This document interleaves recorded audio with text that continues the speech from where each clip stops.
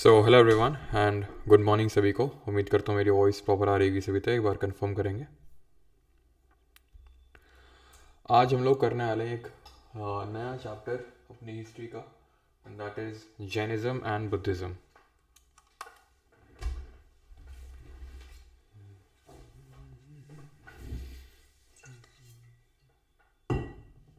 चलिए, तो सबसे पहले बात यह आती है कि हम पढ़ क्यों रहे जैनिज्म बुद्धिज्म। एकदम आर्यन वार्यन पढ़ रहे थे और एकदम से धर्म अर्म की बातें कहाँ से करने लगे हम लोग। तो कारण है उसका, ठीक है। कारण क्या है एक बार मैं चेक कर लेता हूँ। और मैंने हिंदी की पीडीएफ शेयर कर दी है, आपका जो प्राइवेट टेलीग्राम ग्रुप है, ठीक है। जो हिंदी मीडियम के स्टूडेंट्स हैं अपने प्राइवेट टेलीग्राम ग्रुप से एक बार चेक कर लेंगे पीडीएफ।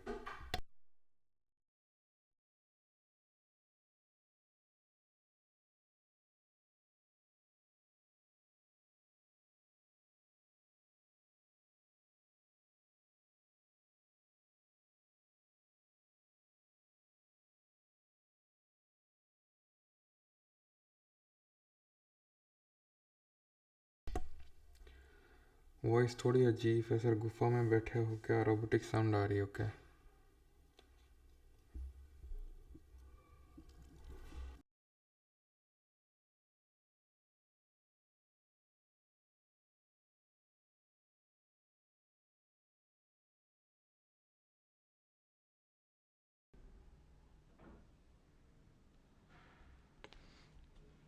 अभी प्रॉपर हो गई थिंक, ठीक है। अभी कंफर्म कर दो एक बार।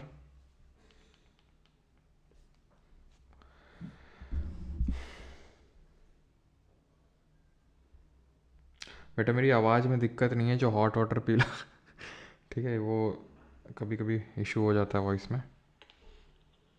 अभी प्रॉपर हो गई थिंक, ठीक है।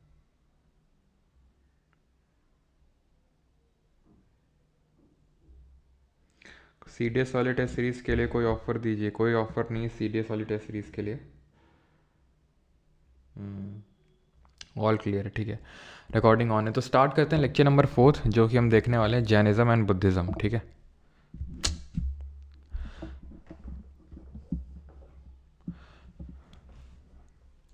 तो सबसे पहले बात यह आती है कि हम जैनिज्म और बुद्धिज़्म पढ़ क्यों रहे हैं, ठीक है। जैसे मैंने बताया कल तो हम लोग ऋग्वैदिक ये सब ऋग्वेदा के बारे में पढ़ रहे थे, हाँ, वेदास के बारे में, अर्ली वैदिक और लेटर वैदिक पीरियड। तो एक्चुअल में हुआ क्या, एक सेकंड को पानी पी लें एक बार थोड़ा सा, फिर शुरू करते हैं। अब आया है आनंद, अब आएगी मज़ा क्लास में। देखो हुआ क्या कि हम देख रहे थे अर्ली वैदिक और लेटर वैदिक में थोड़े से अगर हम डिफरेंसेस नोट करें, ठीक है। अर्ली वैदिक और लेटर वैदिक में क्या क्या डिफरेंसेस रिकॉल कर पा रहे हो कि यहाँ पर वेमेन की कंडीशन ठीक थी, ठीक है, यानी सभा वगैरह में पार्टिसिपेट कर पा रही थी। यहाँ पे वो डिटेरियोरेट हो गई, यानी ख़राब हो गई, सभा में उनको पार्टिसिपेट करने का मौका नहीं था। यहाँ पर क्या था, यहाँ पर जो था वर्ण सिस्टम वो बर्थ के बेसिस पे था, अभी रिजिड नहीं हुआ था कि भाई, और हेरिडिटरी भी नहीं हुआ था, ठीक है। और बहुत ज़्यादा जैसे मैंने बताया कि डिमार्केशंस नहीं आए थे कि भाई जो भी, जैसे फॉर एग्जांपल उपनयन जानते हैं आप में से कितने लोग जानते हैं उपनयन किसको बोलते हैं? तो उपनयन बोलते हैं थ्रेड सेरेमनी को। आपने देखा होगा जो ब्राह्मण लोग होते हैं वो एक धागा टाइप बांधे रहते हैं, तो उसको उपनयन सेरेमनी बोलते हैं। तो वो उपनयन सेरेमनी सिर्फ ब्राह्मण, क्षत्रिय और वैश्य कर सकते थे, शूद्र नहीं कर सकते थे लेटर वैदिक में। अर्ली वैदिक में सब कर सकते थे, लेकिन लेटर वैदिक में क्या हुआ, डिमार्केशंस आ गए यहाँ पर भी, ठीक है। धीरे धीरे क्या हुआ, लेटर वैदिक में सैक्रिफाइसेस बहुत ज़्यादा बढ़ गई, यज्ञ बहुत ज़्यादा बढ़ गए और सैक्रिफाइसेस बहुत ज़्यादा बढ़ गई। उसके उसके भी दो ऐसे परिणाम हुए जिसकी वजह से जैनिज्म और बुद्धिज़्म का जन्म हुआ। क्या परिणाम हुए, तो जब आप खुद सोचो कि जब बहुत ज़्यादा सैक्रिफाइसेस होंगी, सैक्रिफाइसेस कब होंगी, जब यज्ञ वगैरह परफॉर्म होगा। तो अगर आपको कोई चीज़ चाहिए, अगर आपको मान लो फॉर एग्जांपल मोक्ष भी अचीव करना है तो यज्ञ करवाओ, कुछ भी चाहिए यज्ञ करवाओ। और यज्ञ के दौरान आपको पता है यज्ञ कौन परफॉर्म करेगा, प्रीस्ट परफॉर्म करेगा। किसके लिए परफॉर्म करेगा, यजमान के लिए परफॉर्म करेगा। यजमान कौन है, मैंने प्राइवेट टेलीग्राम ग्रुप पे कल भी डाला भी था। यजमान मतलब जो करवा रहा है, जिसके नाम पे उस यज्ञ को करवाया जा रहा है। और कर कौन रहा है, पुरोहित कर रहा है, प्रीस्ट कर रहा है, ठीक। तो ये यज्ञ करवाने के बाद एक तरह से कुछ देना होता था ब्राह्मण को। अब वो ऑब्वियस सी बात है कि जो नीचे तबके में हैं, अगर जो सोसाइटी में हैं वो नहीं दे पाएंगे, जैसे फॉर एग्जांपल इसका यूज़ क्षत्रिय भी करते थे। क्षत्रिय इस तरह से यूज़ करते थे कि अपनी पावर को मेंटेन रखने के लिए वो यज्ञ करवाते थे, ठीक है, और लोगों को ये दिखाने के लिए कि मतलब हम ही राजा हैं, और ब्राह्मण्स उनका सपोर्ट करते थे, और क्षत्रिय कहीं ना कहीं फिर उनका ब्राह्मण्स का सपोर्ट करते थे। लेकिन धीरे धीरे हुआ क्या, ये सैक्रिफाइस मतलब किलिंग होने लगी। किसकी? एनिमल्स की, ठीक है, एनिमल्स की किलिंग होने लगी बहुत बहुत बड़े लेवल पे, ठीक है। हिंदुइज्म धर्म की बात हो रही है, ठीक है। ये तो बाद में जब उपनिषद आए तब ये किलिंग जाके रुकी थी कहीं बाद में जाके, तो ये बहुत ज़्यादा किलिंग हुई। अब जब किलिंग होगी तो एग्रीकल्चर तो फ्लरिश कर नहीं पाएगा ना, क्योंकि भाई अगर आपको जोतना है, खेत वगैरह जोतना है, तो उस समय ऐसे ट्रैक्टर वगैरह तो होते नहीं थे, ऐसे बैल वगैरह का यूज़ करके, प्लस आपको ये जो दूध वगैरह से मिलता है तो ये सब कहाँ से मिलेगा। तो एनिमल्स की जो किलिंग होने लगी, और ये जो यज्ञ परफॉर्म, उसमें बहुत ज़्यादा रिचुअल्स ये सब जो होने लगा, तो उसकी वजह से जो वैश्य और शूद्र क्लास है, जो ये दोनों वर्ण हैं, ठीक है, ये बहुत आहत हुए, ठीक है। वैश्य क्यों हुए? क्योंकि वो ट्रेड कर रहे हैं। ट्रेड में ये सैक्रिफाइसेस, किलिंग, वायलेंस, ये सब अच्छा नहीं होता है ट्रेड के लिए, ठीक है। और साथ ही साथ शूद्र के लिए क्या है कि उनके लिए, जैसे अभी मैंने आपको बताया कि वो यज्ञ परफॉर्म नहीं कर सकते, उपनयन सेरेमनी परफॉर्म नहीं कर सकते हैं, तो कहीं ना कहीं they were looking for a new religion kind of, हम बोल सकते हैं नया होप, है ना, एक वैक्यूम टाइप हम बोल सकते हैं कि यहाँ पर एग्जिस्ट कर रहा था, और वो वैक्यूम को फिल करने का काम किया जैनिज़्म और बुद्धिज़्म। ये दोनों रिलीजन के बारे में इस लेक्चर में जो हम पढ़ने वाले हैं, कंटेम्प्रेरी का मतलब है, कंटेम्प्रेरी रिलीजन थे, इसका मतलब है कि दोनों ऑलमोस्ट एक टाइम पे ही स्टार्ट हुए थे। एग्जैक्टली इस एक टाइम पे स्टार्ट नहीं हुए, लेकिन ऑलमोस्ट एक टाइम पे स्टार्ट हुए। तो कॉजेज़ क्या हैं ओरिजिन के? एक तो ब्राह्मण्स की डोमिनेशन बढ़ रहा था सोसाइटी में, ठीक, agriculture economy, trade impacted due to ritualistic sacrifices, use of punch marked coins, ठीक है। कॉइन्स धीरे धीरे स्टार्ट होने लगे बाद में, लेटर वैदिक एज के बाद में। तो जब कॉइन्स आते हैं, ठीक है, तो ट्रेड बढ़ेगा, क्योंकि अभी तक तो बार्टर सिस्टम था ना, बार्टर सिस्टम में ट्रेड नहीं हो सकता है, क्योंकि अगर मान लो कि आपको चावल चाहिए, ठीक है, और मेरे पास चावल हैं, ठीक है, और मुझे गेहूँ चाहिए, लेकिन आपके पास गेहूँ नहीं है, ठीक है, तो वो ट्रेड, मतलब ये तो मैं बस एक एग्जाम्पल, एक सिर्फ आपको डाउन पॉइंट बता रहा हूँ बार्टर सिस्टम का, which is double coincidence of want, यानी दोनों साइड से वो वांट होनी चाहिए, तभी वो आपका वो पर्टिकुलर जो एक्सचेंज है वो होगा। और भी बहुत सारे हैं, जैसे कि हम इकोनॉमिक्स से पढ़ेंगे, अभी नहीं, कि वेल्थ को कैरी नहीं किया जा सकता, बाकी चीज़ें हैं, ठीक है। तो जब कॉइन्स आएंगे तो ट्रेड बढ़ेगा, और ट्रेड बढ़ेगा तो वैश्य जो क्लास है, जो ट्रेडिंग कम्युनिटी है, वो फ्लरिश करना चाहेगी, ठीक है। तो ये चीज़ है, ठीक है, और फ्लरिश करी भी। Jainism and Buddhism did not attach any importance to existing varna system.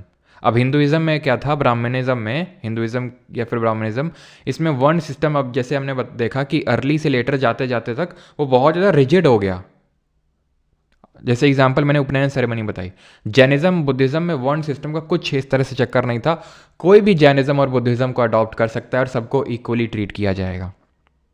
ये फिलॉसफी की वजह से क्या हुआ कि बहुत लोगों ने जैनिज्म और बुद्धिज्म के तरफ रुख किया, और जब रुख की करने लगे तब ब्राह्मणिज्म को डर लगा कि भाई यहाँ पर बहुत ज़्यादा लोग रुख कर रहे हैं, तो अब कुछ ना कुछ तो यहाँ पर जो हमारे लूप होल्स हैं ब्राह्मणिज्म में, उसको हटाना पड़ेगा। और वो लूप होल्स हटाए भी गए उपनिषद के थ्रू, कि भाई आप भक्ति मार्ग को भी फॉलो करके मोक्ष को अचीव कर सकते हो, मोक्ष को अटेन कर सकते हो, ज़रूरी नहीं कि आप रिचुअल और सेक्रीफाइसेस परफॉर्म करो।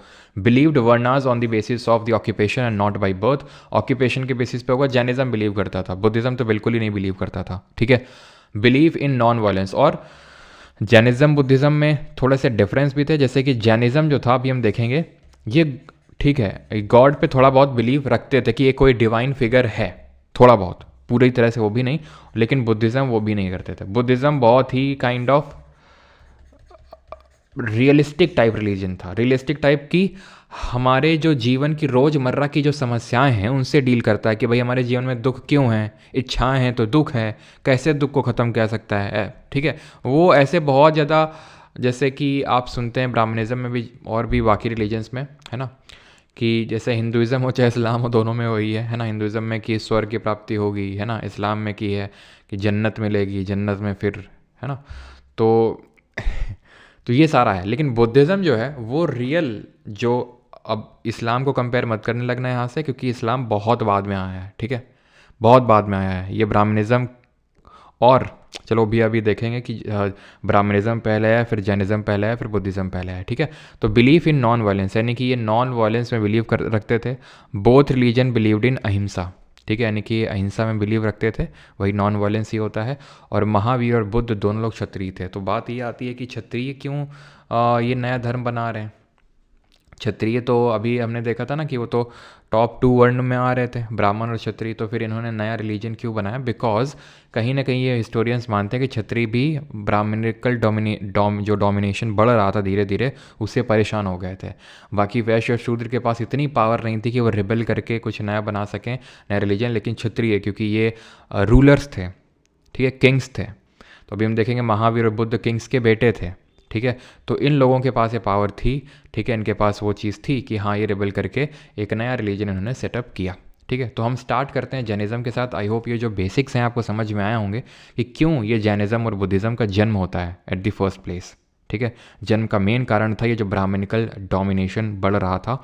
तो जो मोस्टली वैश्य और शूद्र हैं, they were looking for a new religion, ठीक। हेलो सर, हिंदी में भी पढ़ाओ। हिंदी की पीडीएफ डाल दी है और ये हिंदी में ही बोल रहे हैं, और जितना हिंदी है उतना ही हिंदी हो पाएगा, उससे ज़्यादा नहीं हो पाएगा।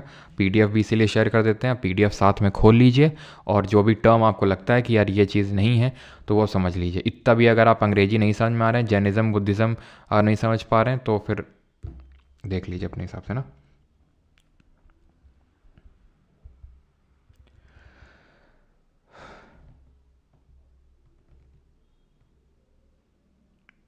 सर महाजनपद पहले आया है ना, रुक जाओ यार, महाजनपद, ठीक है, महाजनपद कल कर लेंगे मंडे वाली क्लास में। महाजनपद बिल्कुल इसके बाद, लेटर वैदिक एज के बाद महाजनपद आया। तो हम ऐसे नहीं बोल सकते महाजनपद पहले आया, जैनिज़्म बुद्धिज़्म एकदम बाद में आया, कहीं ना कहीं एक ही साथ आए हैं, ठीक है। पहले महाजनपद का जन्म हुआ, ये चाहे महावीर जी की बात करें, चाहे बुद्धा जी की बात करें, ये किसी न किसी किंगडम के राजा के बेटे ही थे, किसी न किसी महाजनपद के, ठीक है। तो महाजनपद हम पढ़ेंगे मंडे ऑनवर्ड्स, ठीक है। आज फ्राइडे है ना, हाँ, तो मंडे ऑनवर्ड्स पढ़ेंगे उसको हम, ठीक है। अब इन जैनिज़्म बुद्धिज़्म को ख़त्म कर लेते हैं, बिकॉज कल हमने ऋग्वेदा के बारे में पढ़ा था, तो आसानी से ये हम समझ में आएगा, इसलिए मैं इसको कॉन्टिन्यूशन पढ़ा रहा हूँ, ठीक है। चलो तो आते हैं जैनिज़्म पे, ठीक है।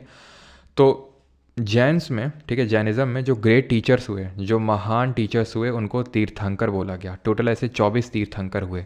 पहले थे ऋषभ देव, इनका जन्म हुआ था अयोध्या में, और इनका एक सिंबल है, हर एक तीर्थंकर का कोई ना कोई सिंबल से रिप्रेजेंट किया जाता है। जैसे ऋषभ देव जी को बुल से रिप्रेजेंट किया जाता है, ठीक है, जो हमारा बुल होता है, सांड होता है, ठीक है। 23rd कौन थे? पार्श्वनाथ थे। इनका जन्म वाराणसी में हुआ, और इनको सरपेंट यानी कि जो स्नेक होता है, जो सांप होता है, उससे इनको रिप्रेजेंट किया जाता है। 24 तीर्थंकर थे वर्धमान महावीर, इनका जन्म कुंडग्राम वैशाली में हुआ, ठीक है, कुंडग्राम वैशाली में हुआ ये, और ये इनको रिप्रेजेंट किया जाता है लायन से। वेदों में भी स्पेसिफिकली ऋग्वेदा में 2 तीर्थंकरों को मेंशन किया गया है, ऋषभ देव जो कि पहले हैं, और 22वें नंबर के हैं जो अरिष्टानेमी। इसीलिए जैन्स बोलते हैं कि भाई हमारा जो धर्म जैन है वो सबसे पुराना है, हिंदुइज्म से भी पुराना है। क्यों? क्योंकि अगर वेदों में ये मेंशन्ड हैं, वेदों में लिखा हुआ है जैसे ऋषभ देव का नाम जो पहले तीर्थंकर थे, तो मतलब है कि ऋषभ देव इससे बहुत पहले आए होंगे, तभी तो वेदों में इनका नाम मेंशन्ड है। क्योंकि ये मतलब ये रियलिटी है कि जब किसी की डेथ हो जाती है, जब कोई मर जाता है, तब उसको हम ज़्यादा याद करते हैं, तब उसकी अच्छाइयाँ हमें ज़्यादा अच्छी लगने लगती हैं, और तब उसे हम ज़्यादा प्रेस करते हैं। जब तक वो जीवित रहता है तब तक नहीं हम उसको प्रेस करते हैं। अब जैसे मनमोहन सिंह जी को ही ले लीजिए, है ना, तो अब उनकी डेथ हुई है, ठीक है, he has done a great work for India, लेकिन अब उनकी ग्रेटनेस हमें और ज़्यादा ग्रेट लगने लगी क्योंकि उनकी डेथ हो गई है। तो वही है सिंपल सा लॉजिक, कि इसका मतलब ये है कि ये पहला, यही लॉजिक जैन्स देते हैं कि पहले जो हमारे जैन तीर्थंकर थे ऋषभ देव जी, तो इनका अगर मेंशन है वेदों में, तो मतलब है कि ये वेदों से काफ़ी पहले आए होंगे, तो हमारा जो धर्म है वो काफ़ी पुराना है। लेकिन था क्या कि फाउंडर तो ये हैं, लेकिन मेन इसको एसिमुलेट करने का जो जैन धर्म है, उसका जो प्रचार करने का जो क्रेडिट जाता है वो वर्धमान महावीर जी को जाता है। इसीलिए इनको रियल फाउंडर बोल देते हैं। देखिए, अगर फाउंडर पूछेगा आपसे तो ऋषभ देव जी हैं, लेकिन रियल फाउंडर इनको बोलते हैं। किस लिए बोलते हैं? क्योंकि मेन इसको प्रपाउंड करने का काम जैनिज़्म ने किया। और क्योंकि जैसे हमने देखा कि जैनिज़्म, अभी हम देखेंगे जैनिज़्म जो है ये प्योर एसिड, चलो अभी वो हम चीज़ देखेंगे आगे चल के। तो अब वर्धमान महावीर जी की थोड़ी चर्चा कर लेते हैं। क्यों? क्योंकि इनके रिगार्डिंग क्वेश्चन बनता है वर्धमान महावीर जी के रिगार्डिंग। ठीक है, क्या क्वेश्चंस बनते हैं कि इनका जन्म कहाँ पे हुआ, इनकी डेथ कहाँ पे हुई, इनकी मदर का नाम क्या था और इनका फादर का नाम क्या था। तो 540 बीसी में, 540 बीसी का मतलब क्या हुआ, जब ईसा मसीह यानी जीसस क्राइस्ट का जन्म हुआ उससे 540 साल पहले की बात है ये। कुंडग्राम वैशाली जो कि बिहार के पास पड़ता है, वहाँ पर इनका जन्म हुआ। इनकी मृत्यु हुई 468 बीसी में पावापुरी नाम की जगह जो कि बिहार शरीफ में, बिहार में पड़ती है। तो कितनी एज हो गई इनकी? 72। आप कैसे कैलकुलेट करेंगे? आप देख रहे हैं कि इनकी डेथ हो रही है 468 में, बर्थ कब हो रही है? 540 में, क्योंकि जब हम बीसी में आगे बढ़ते हैं तो जो नंबर होता है वो डिक्रीज़ होता है। ठीक है, तो 72 ईयर्स की एज में इनको मोक्ष की प्राप्ति हुई।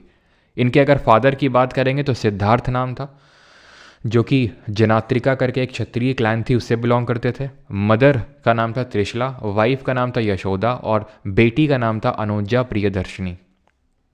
ठीक है, अनुजा प्रियदर्शनी। क्या आपको पता है जो इंदिरा गांधी थी उनका नाम भी इंदिरा प्रियदर्शनी गांधी था।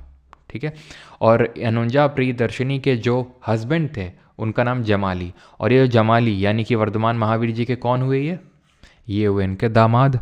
ठीक है, तो दामाद ही इनके पहले डिसाइपल बन गए, पहले शिष्य बन गए। आओ दामाद जी तुमको ही पहले सीख देते हैं। ठीक है, तो दामाद जी जो है इनके महावीर जी के वो बने वर्धमान महावीर जी के पहले डिसाइपल। ठीक है, इन्होंने घर गृह त्याग कब किया वर्धमान महावीर जी ने? 30 ईयर्स की एज में इन्होंने किया, 30 साल की उम्र में इन्होंने गृह त्याग किया। और किसके साथ किया इन्होंने? अकेले नहीं गए थे, मखाली गौसल करके एक थे, उनके साथ इन्होंने अपना गृह त्याग किया। लेकिन बाद में इन दोनों लोगों में कुछ डिफरेंसेस आ गए, जिसकी वजह से मखाली गौसल जी ने अपना अलग से एक रिलीजन काइंड ऑफ बना लिया, जिसको हम बोलते हैं आजीविका सेक्ट। ध्यान रखिएगा, आजीविका सेक्ट के फाउंडर कौन थे? मखाली गौसल, जो किसके साथ गृह त्याग किए थे? वर्धमान महावीर जी के साथ। इनको यानी महावीर जी को कैवल्य यानी कि जिसको एनलाइटनमेंट, यानी एनलाइटनमेंट का मतलब होता है ज्ञान प्राप्ति। जैसे आप बैठे रहो बैठे रहो बैठे रहो, एकदम से आपको कुछ रियलाइज़ हो कि यार ये जीवन तो सब फालतू है, मोह माया है, तो उसको हम बोलेंगे एनलाइटन हो गए आप। ठीक है, तो उसको हम बोलेंगे कि आपको ज्ञान की प्राप्ति हो गई। और उसको जैनिज़्म में एक टर्म होता है जिसको हम बोलते हैं कैवल्य।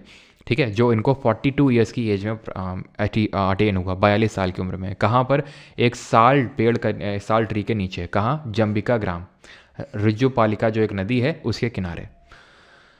ठीक, केवलिन कौन होता है यहाँ पे जैनिज्म धर्म में? परफेक्टली लर्नड और जितेंद्रिय, जिसने कि अपने सारे सेंसेस पे कंट्रोल कर लिया है और सारी चीज़ों को उसने अटेन कर लिया है, नॉलेज को अटेन कर लिया है, सारे ज्ञान की प्राप्ति हो गई है, उसको केवलिन के नाम से जाना जाता है। इन्होंने अपना पहला सरमन यानी पहला उपदेश पावा नाम की जगह में दिया था। मृत्यु हो रही है पावापुरी में, मृत्यु हो रही है पावापुरी में, और पहला उपदेश कहाँ पर है? पावा में। और बसाडी का मतलब क्या होता है जैनिज्म में? तो बसाडी जो जैन मोनास्ट्री होती है, मोनास्ट्री का मतलब होता है जहाँ पर जैन मंक्स जो होते हैं वो रहते हैं। जैन जो भिक्षु हो गए, भिक्षु तो हम वैसे टर्म यूज़ करते हैं बुद्धिज़्म में, लेकिन जो जैन, आप जैसे कि हमारे हिंदू धर्म में होते हैं पंडित, है ना, मौलवी होते हैं, इस्लाम धर्म में ऐसे ही भिक्षु होते हैं, तो ऐसे ही यहाँ पर जो जैन धर्म में होते हैं तो मंक्स होते हैं, तो उनके लिए रहने के लिए जो जगह होती है वो जैन मोनास्ट्री को हम बसाडी के नाम से जानते हैं। अभी आजीविका सेट की थोड़ी चर्चा कर लेते हैं, वैसे तो बहुत ज़्यादा हमें डेप्थ में नहीं पढ़ना है। तो फाउंडर कौन थे? तो फाउंडर थे तो जैसे अभी हमने देखा मखाली गौसल। ठीक है, और ये जो है आजीविका सेक्ट, ये फेटलिज्म में बिलीव करते थे। एक्सट्रीम फेटलिज्म यानी कि हर चीज़ फेट पे, यानी कि हर चीज़ नियति पे निर्धारित है, यानी हर चीज़ वही होगा जो आपके फेट में लिखा हुआ है। मतलब कि एक्सट्रीम फॉर्म ऑफ फेटलिज्म पे बिलीव करते थे, plus extreme form of asceticism पे बिलीव करते थे कि सब कुछ छोड़ दो। और एकदम एसेटिज्म का मतलब ये होता है कि आपने हर चीज़ का त्याग कर दिया, हर चीज़ आपने त्याग कर दी, आप एक्सट्रीम फॉर्म ऑफ लाइफ जी रहे हो। यही same form of extreme form of जो लाइफ है ये जैन धर्म में भी बताई गई है। यही सेम चीज़ जो है जैन धर्म में बताई गई है। और extreme form of non violence बताया गया है कि किसी को भी बिल्कुल भी मारना नहीं है।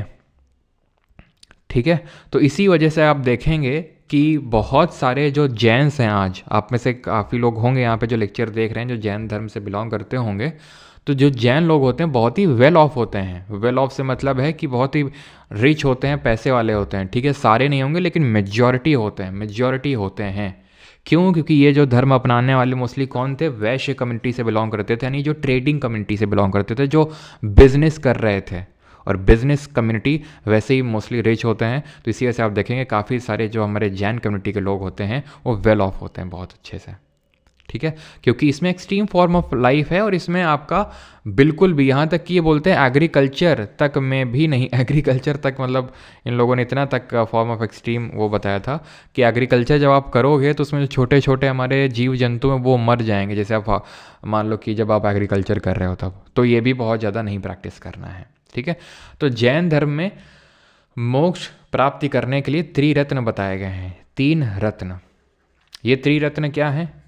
KFC, right knowledge, right faith और राइट कंडक्ट, जिसको कि जैन धर्म में बोला जाता है साम्यक जन, यानी कि साम्यक जानना, यानी कि सही नॉलेज होना चाहिए आपका सही चीज़ का, सही आपका साम्यक दर्शन होना चाहिए, सही चीज़ों में का फेथ होना चाहिए, और साम्यक चरित्र यानी आपका जो कंडक्ट है वो सही होना चाहिए। 5 प्रिंसिपल्स ऑफ लिविंग क्या है? यानी कि जिनको अनुव्रत बोला जाता है, कि आपको क्या क्या चीज़ें फॉलो करनी है। अहिंसा, यानी कि आपको वॉयलेंस नहीं करना है। सत्य, सिर्फ आपको सच बोलना है, कोई चीज़ आपको चोरी नहीं करनी है। ब्रह्मचर्य को फॉलो करना है। और अपारिग्रह, ब्रह्मचर्य आई थिंक आप जानते होंगे, जैसे कि हम लोगों ने कल देखा था, हमारे आश्रम होते हैं। आश्रम मतलब जो 4 फेजेस ऑफ लाइफ होते हैं उसमें सबसे पहला आता है ब्रह्मचर्य, कि हमें अपनी जो सेक्सुअल एनर्जी है उसको कंजर्व करके रखना है, और जो लाइफ में जो हमारा गोल है वो अचीव करना है, वो पहले अचीव करना है। देन हमें गृहस्थ की ओर बढ़ना है, देन वनप्रस्थ करना है, देन हमें संन्यास ले लेना है, ठीक है। क्लियर है यहाँ तक? और एक चीज़ ध्यान रखिएगा कि जो जैन और बुद्धिज़्म रिलीजन हैं, ठीक है, जैनिज़्म और बुद्धिज़्म, इनको हम हीट्रोडॉक्स सेक्ट बोलते हैं। हीट्रोडॉक्स सेक्ट का मतलब होता है कि जैसे हमने देखा था ऑर्थोडॉक्स सेक्ट, कल देखा था, जो वेदों में बिलीव करते हैं, जो डिफरेंट स्कूल्स ऑफ फिलॉसफी हमने पढ़े थे, तो वो होते हैं हमारे ऑर्थोडॉक्स स्कूल ऑफ थॉट्स, ये होते हैं हीट्रोडॉक्स।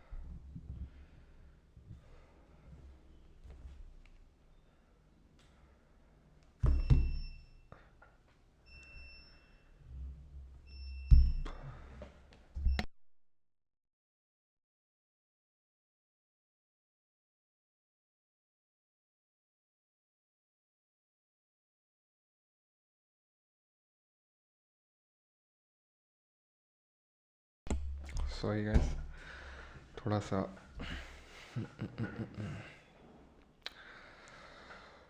कुछ प्रॉब्लम हुई थी, इस वजह से थोड़ा सा म्यूट करना पड़ा।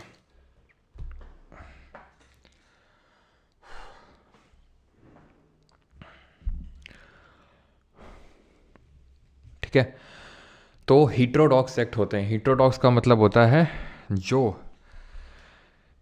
एग्जिस्टिंग रिलीजन को चैलेंज करें, ठीक है, जो उसको फॉलो करें उनको ऑर्थोडॉक्स स्कूल ऑफ थॉट बोलते हैं, जो चैलेंज करें उनको हीट्रोडॉक्स बोलते हैं, और हिंदी में इनको श्रमणा बोलते हैं, ठीक है। श्रमण का मतलब होता है जो हीट्रोडॉक्स सेक्ट होते हैं, जो ऑन गोइंग रिलीजन को, जो चल रहा है रिलीजन, धर्म को फॉलो नहीं करते हैं। ठीक है, चलो तो अभी आते हैं जैन। ये आपने देख लिया कि जैन फिलॉसफी में त्रिरत्न क्या होते हैं और ये अनुव्रत क्या होते हैं। तो त्रिरत्न आप समझ गए, KFC, ठीक है, और जो 5 वोज हैं ये थोड़ा सा ध्यान में रखना है ना, ये आपसे पूछ लेता है जो ये त्रिरत्न है कि त्रिरत्न में क्या क्या आते हैं। ठीक है, बाकी ये थोड़ा सा रटना नहीं है, बस थोड़ा देख के रखना है इसको। अब आते हैं ये क्या है, तो ये है फिलॉसफी ऑफ अनेकांतवाद। ठीक है, अनेकांतवाद की फिलॉसफी क्या बोलती है? अनेकांतवाद की फिलॉसफी ये बोलती है कि किसी भी चीज़ को देखने के लिए अनेक नज़रिए हो सकते हैं। अनेकांतवाद, अनेक नज़रिए हो सकते हैं किसी चीज़ को ऑब्जर्व करने के, या फिर कोई भी चीज़, जैसे फॉर एग्जांपल ट्रुथ की, सत्य की अगर हम बात करें तो सत्य ऐसा नहीं है कि वो सिर्फ आपके अकॉर्डिंग तो कोई चीज़, जैसे फॉर एग्जांपल आपका मान लो एग्ज़ाम अच्छा नहीं हुआ। ठीक है, मैंने आपसे पूछा क्यों एग्ज़ाम अच्छा नहीं हुआ, तो तुम बोलोगे कि जिस पर्टिकुलर हम उसमें बैठे हुए थे वो सिस्टम काम नहीं किया, या फिर हमारे ऊपर पंखा नहीं लगा हुआ था, पंखा लगा होता था क्योंकि गर्मी इतनी ज़्यादा थी तो ठंडक मिल नहीं पाई तो ढंग से नहीं पेपर हुआ, गर्मी लग रही थी, या फिर पंखा सिर पे ही लगा हुआ था तो बहुत ज़्यादा हवा मार रहा था तो इस वजह से नहीं है। ऐसा हुआ कि मतलब थोड़ा सा 5 मिनट कम सो पाए थे पेपर वाले दिन तो इसलिए। तो ये सारी चीज़ें, ठीक है। आपकी मम्मी से पूछा कि क्यों इसका पेपर अच्छा नहीं हुआ, ठीक है, फेल का हो गया ये, तो आपकी मम्मी बोल रहे हैं कि पढ़ा तो उसने बहुत, शायद पढ़ा हुआ एग्ज़ाम में नहीं आया उसके। ठीक है, मम्मी का ये कहना। पापा का ये कहना कि ये एकदम एक नंबर का निखट्टू लड़का है, ये दिन भर खेलता रहता है, फ़ोन पे लगा रहता है, तो फिर कहाँ से इसका सिलेक्शन होगा।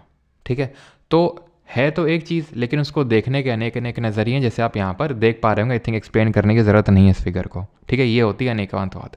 प्लस अनेकांतवाद की जो फिलॉसफी है वो ये भी बोलती है कि जो भी नॉन लिविंग थिंग्स हैं, ठीक है, नॉन लिविंग जो थिंग्स हैं जिनमें कि हमें लगता है, जैसे फॉर एग्जांपल मान लो कि मेरा फ़ोन है, मेरा लैपटॉप है, ठीक है, ये क्या है, ये नॉन लिविंग थिंग्स हैं। इनमें भी कहीं ना कहीं क्या होता है, इनमें भी सोल होता है। ये जैन धर्म का मानना है। ठीक है, अनेकांतवाद की फिलॉसफी तो ये बोलती है कि एक चीज़ को देखने के अनेक नज़रिए हैं, और जो हमारे नॉन लिविंग थिंग्स हैं उनमें भी सोल होता है, उनमें भी आत्मन होता है। ठीक है, अब जैन धर्म जो है आगे चल के 2 सेक्ट में डिवाइड हो जाता है। क्यों? क्योंकि चंद्रगुप्त मौर्य, अभी हम देखेंगे जब महाजनपद पढ़ेंगे तो उसमें से एक महाजनपद मगध आएगा, उसमें एक चंद्रगुप्त मौर्य, नाम सबने सुना ही होगा। तो चंद्रगुप्त मौर्य क्या हुआ, एक टाइम पे जब यहाँ पे रूल कर रहे थे तो यहाँ पर अकाल पड़ गया। अब अकाल पड़ गया तो इन्होंने जैन धर्म को अपनाया, और जैन धर्म में क्या है कि एक्सट्रीम फॉर्म ऑफ एसेटिज्म है। एक्सट्रीम फॉर्म ऑफ एसेटिज्म से, जैसे मैंने अभी मतलब बताया, एसेटिज्म और पेनेस की मतलब आप बिल्कुल कपड़े मत पहनो और बहुत ही कम चीज़ों पे सर्वाइव करो, कोई मटेरियलिस्टिक गोल मत रखो, तो इन सब चीज़ों बिलीव करता है। तो इनको लगा कि अगर हम जैन धर्म अपनाएंगे, हमारी जनता भी जैन धर्म अपनाएंगे, तो उसकी वजह से क्या है कि जो रिसोर्सेज की कमी है वो फुलफिल हो जाएगी। ठीक है, और उसमें सब लोग जी लेंगे। तो चंद्रगुप्त मौर्य जो है यहाँ पर विंध्यास को क्रॉस करके यहाँ एक कर्नाटक में जगह पड़ती है जिसको बोलते हैं श्रवण बेलगोला, यहाँ पर चले गए, और इनके एक शिष्य मतलब इनके साथ में ही थे भद्रबाहु, वो भी चले गए। चंद्रगुप्त मौर्य ने वहाँ पर जाके सल्ले खाना कर दिया। सल्ले खाना का मतलब क्या होता है, जब आप बिना खाए पिए, ठीक है, आपने अपनी बॉडी से एक तरह से अपने प्राण निकाल लिए, उसको बोलते हैं सल्ले खाना।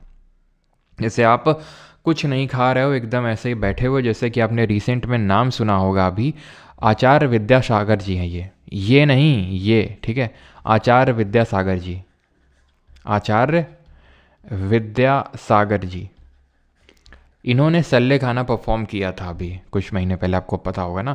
इन्होंने सारा कुछ खाना पीना त्याग दिया था, और अपने मतलब इनकी, अब डेथ तो बोलना सही अच्छी बात नहीं होती है, ठीक है, इनको कैवल्य की प्राप्ति हो गई, हम ये बोल सकते हैं। ठीक है, और ये एक जीना, जैसे हमने देखा था, अब यहाँ पर मैंने लिखा था वर्ड कि नहीं लिखा था, जैसे कैवल्य लिखा होता है परफेक्टली लर्न, तो ऐसे ही होता है आपका जिन। ठीक है, जिसको कि सब कुछ पता है, ठीक है, हर चीज़ की नॉलेज है। तो ये होता है सल्ले खाना, जो कि चंद्रगुप्त मौर्य ने परफॉर्म किया। अब जब इन्होंने परफॉर्म किया, ठीक है, और यहाँ से जब अकाल हट गया तो भद्रबाहु जब वापस गए यहाँ पर, तो इन्होंने देखा कि जो लोग यहाँ पे रह गए थे, इनके साथ नहीं आए थे यहाँ पे, जो जैन धर्म को अपनाए थे, उन्होंने वाइट क्लोथ्स यानी कि सफ़ेद कपड़े पहनना शुरू कर दिया। भद्रबाहु ने बोला ये क्या मतलब है, सफ़ेद कपड़े पहनना तुम तो स्टार्ट कर दिए। तो फिर उन्होंने बोला कि ऐसा नहीं है, सफ़ेद कपड़ा पहनना तो बिल्कुल अलाउड है। तो भद्रबाहु ने बोला we are not the same bro, तो आज से तुम अलग हम अलग। तो जो वाइट कपड़े पहनने लगे थे उनको बोला गया श्वेतांबर, ठीक है, श्वेतांबर। और जिन्होंने बिल्कुल कपड़े छोड़ रखे थे उनको बोला गया दिगंबर, ठीक है, दिगंबर। तो दिगंबर किसने फाउंड किया इस सेक्ट को? इस सेक्ट को फाउंड किया भद्रबाहु ने। और श्वेतांबर जो है उसको सेक्ट को किसने फाउंड किया? स्थूलभद्र करके थे, जिन्होंने पहली जैन काउंसिल को ऑर्गेनाइज किया, लीड किया, ठीक है। ध्यान रहेगा ये चीज़ कि दिगंबर सेक्ट किसने बनाया? भद्रबाहु ने, ठीक है। और इन्होंने दिगंबर ने यानी दिगंबर सेक्ट ने पहली जैन काउंसिल को बॉयकॉट किया था। अब ये जैन काउंसिल क्या होती है? तो जब हमारे वर्धमान महावीर जी की जब डेथ हो गई तो उसके बाद जो भी टेक्स्ट है उसको कंपोज करने के लिए कि भाई जो भी हमारे टीचिंग्स थी हमारे तीर्थंकर लोगों की, खासकर महावीर जी की, तो उनको अब लिखते हैं, कंपाइल करते हैं सो दैट इसको हम पास ऑन कर सकें, जिस तरह से ऋग्वेदा को लिखा गया है ना। तो ऋग्वेदा भी अगर हम देखें तो लिखे ही गए थे, है ना। पहले तो श्रुति थे यानी कि सुन के पास हो रहे थे, दिन फिर लिखे गए थे। तो 298 BC में पहली जैन काउंसिल होती है। इसमें 12 अंग को कंपाइल किया गया, ठीक है, अंग, ठीक है, 12 अंग होते हैं काइंड ऑफ टेक्स्ट, इनको कंपाइल किया गया। अगम अगर पूछ ले, अगम का मतलब क्या होता है जैन धर्म में? तो जैन धर्म में अगम का मतलब वही होता है जो हमारी फिलोसफिकल बुक्स होती हैं। इसको पैटर्नाइज किया था बिंदुसार ने। पैटर्नाइज का मतलब होता है पूरा खर्चा उठाना उस काउंसिल का। सन ऑफ चंद्रगुप्त मौर्य के बेटे थे, इन्होंने इसको पैटर्नाइज किया था। चेयरपर्सन स्थूलबाहु थे, ठीक है, फिर स्थूलभद्र भी बोल देते हैं, स्थूलबाहु, जिन्होंने इसको क्या किया, चेयरपर्सन थे। बाकी इसको बॉयकॉट कर दिया था दिगंबर सेक्ट ने। सेकंड जैन काउंसिल 512 AD में हुई थी, वल्लभी गुजरात में। पैटर्नाइज किसने किया था इसके रिगार्डिंग कोई इन्फॉर्मेशन नहीं है, ये बाकी आपको याद करने की ज़रूरत नहीं है। बस पहली जैन काउंसिल के रिगार्डिंग चीज़ें याद करना और जैन वाली कहाँ हुई थी और कब हुई थी, बस, ठीक। इतनी चीज़ आई होप सभी को क्लियर होगी। अब यहाँ पर आते हैं जैनिज़्म में जैन लिटरेचर जो आपको देखने को मिलेगा मोस्टली प्राकृत लैंग्वेज में देखने को मिलेगा। आर्किटेक्चर की अगर बात करें तो rock cut cave temple Orissa में, हाथी गुम्फा की गुफाएं हैं आपकी, केव्स हैं उड़ीसा के खरावेला में। उदयगिरी और खंडगिरी की केव्स हैं उड़ीसा में। और दिलवाड़ा जैन टेम्पल काफ़ी फेमस है राजस्थान के माउंट आबू हिल्स में। जैसे कि यहाँ पर आप इस पिक्चर पे देख पा रहे होंगे, ये जो आपको दिख रहा है ये है दिलवाड़ा जैन टेम्पल, ठीक है। ये हैं आपकी उदयगिरी खंडगिरी की केव्स, ठीक है। और ये हैं हाथी गुम्फा, ठीक है, हाथी गुम्फा की जो केव्स हैं। और ये हैं आपकी उदयगिरी और खंडगिरी की केव्स। तो ये जैन धर्म के लिए जो मंक्स होते हैं उनके लिए बनवाई गई थी, ठीक है। स्टैच्यू ऑफ गोमतेश्वरा जिनको बाहुबली के नाम से जाना जाता है, कर्नाटक के श्रवण बेलगोला में, जो कि हमारे जो पहले तीर्थंकर थे ऋषभदेव, उनके बेटे थे गोमतेश्वर, ठीक है। तो उनके बेटे पे का ये स्टैच्यू यहाँ पर बना हुआ है श्रवण बेलगोला में, जहाँ पर चंद्रगुप्त मौर्य ने सल्ले खाना परफॉर्म किया था। और यहीं पे हर साल महामत्स्य अभिषेक, हम स्टैटिक जीके में जब फेस्टिवल पढ़ेंगे तो वहाँ देखेंगे महामत्स्य अभिषेक करके एक फेस्टिवल, महामत्स्य अभिषेक, जैसे महामत्स्य अभिषेक, ठीक है। जैसे कि हर 12 साल में महाकुंभ होता है, वैसे हर 12 साल में यहाँ पर महामत्स्य अभिषेक ऑर्गेनाइज किया जाता है, ठीक है, क्लियर है। बाकी ये टेम्पल्स कुछ और हैं, Dilwara Jain temple, Rangpur temple, Jain temple, Khajuraho के जो मंदिर हैं वो भी आपके जैन, हिंदू और जैन टेम्पल दोनों हैं। शीकर जी का जो मंदिर है झारखंड में, और माउंट मंगी टुंगी, थोड़ा सा ध्यान रखेंगे, रटने की ज़रूरत नहीं है इसको। दिलवाड़ा जैन तो रटने की ज़रूरत है, जिसको वास्तुपाल ब्रदर्स ने बनवाया था। और खजुराहो ध्यान रखना, दिलवाड़ा जैन और खजुराहो, बाकी आपको रटने की ज़रूरत नहीं, बस देख लो यहाँ पर, ठीक है। बाकी केव्स वगैरह तो मैंने आपको दिखा दी हैं। एलोरा की केव्स जो महाराष्ट्र में है, अजंता एलोरा की गुफाएं आपने सुनी होंगी। तो जो अजंता की केव्स हैं वो तो बुद्धिस्ट केव्स हैं, लेकिन एलोरा की यहाँ पर आपको जैन केव्स भी हैं, यहाँ पर बुद्धिस्ट केव्स भी हैं, और हिंदुइज़्म के लिए भी यहाँ पर केव्स बनी हुई हैं। कहाँ पर? एलोरा में। जैन, बुद्धिज़्म और हिंदुइज़्म तीनों की है यहाँ पर, ठीक। अब आते हैं कि इसको पैटर्नाइज किसने किया था। पैटर्नाइज का मतलब ये होता है कि धर्म को अपनाया किस बड़े रूलर ने था। चंद्रगुप्त मौर्य ने इसको अपनाया था, और बिंबिसार ने जैनिज़्म और आजीविका सेक्ट को भी थोड़ा बहुत अपनाया था, ठीक है। ये आपका बिंदुसार होगा, ठीक है, बिंबिसार नहीं होगा, ये बिंबिसार अलग थे। बिंबिसार जो थे वो महावीर, वर्धमान महावीर और बुद्धा के कंटेम्प्रेरी थे। कंटेम्प्रेरी का मतलब होता है समकालीन। जैसे फॉर एग्जाम्पल मैं और आप सभी लोग क्या हैं, कंटेम्प्रेरी हैं, मतलब एक टाइम पे हम लोग रह रहे हैं। जैसे अगर मैं बोलूँ हम लोग हैं, ठीक है, और हम अगर कंपेयर करें हम लोग और मान लो गांधी जी, तो क्या हम कंटेम्प्रेरी थे क्या? हम लोग कंटेम्प्रेरी नहीं। गांधी जी तो बहुत पहले आए थे, ठीक है, वो उनकी डेथ वगैरह सब कुछ हो गई, हम अभी जी रहे हैं। आज से मान लो 100 साल बाद जो जनरेशन का जन्म होगा, क्या वो हमारे कंटेम्प्रेरी होंगे? नहीं। आज जो हम लोग सब एक साथ जो जी रहे हैं वो हम आपस में कंटेम्प्रेरी होंगे। तो बिंदुसार और बिंबिसार अलग अलग रूलर्स हैं। ये आप जब महाजनपद पढ़ेंगे तो क्लियरली आपको डिफरेंस पता चल जाएगा। अभी नहीं समझ में आ रहा, कन्फ्यूजन हो रहा, बना रहने दीजिए कन्फ्यूजन को, महाजनपद में क्लियर हो जाएगा। ठीक, अब आते हैं बुद्धिज़्म पे। जैनिज़्म में किसी का कोई डाउट हो तो प्लीज़ कंफर्म कर दीजिए। जैनिज़्म उतना बड़ा नहीं है जितना कि बुद्धिज़्म है। बुद्धिज़्म में थोड़ी सी ज़्यादा चीज़ें हैं, जैसे स्तूपा वगैरह, ये सारी चीज़ें उसमें ज़्यादा हैं। ठीक है,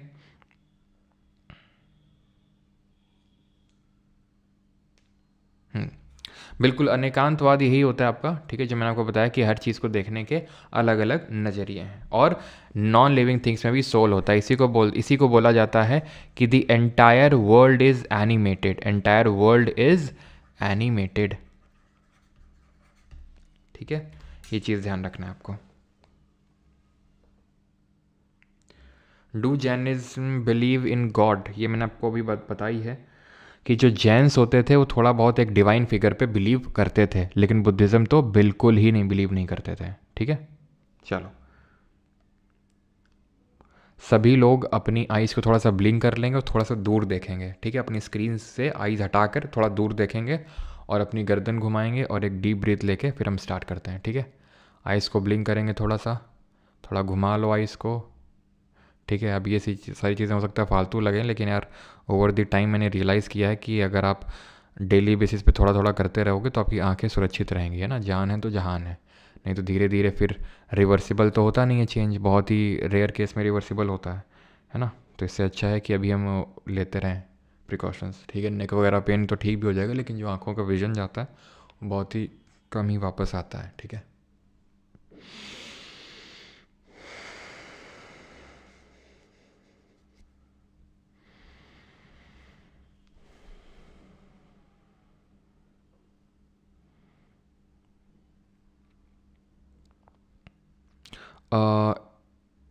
इम्पॉर्टेंट बुक्स ऑफ जैन्स, तो बहुत सारी बुक्स हैं, जैसे कि भगवती सूत्र करके एक किताब है जिसमें कि महाजनपद के बारे में मेंशन्ड है। बाकी कुछ किताबें हैं, जैसे कि जिस भी किताब के नेम में सूत्र आपको दिखे, ठीक है, जैसे कि मैंने बताया भगवती सूत्र, है ना, तो इसमें महाजनपद के बारे में बताया गया है।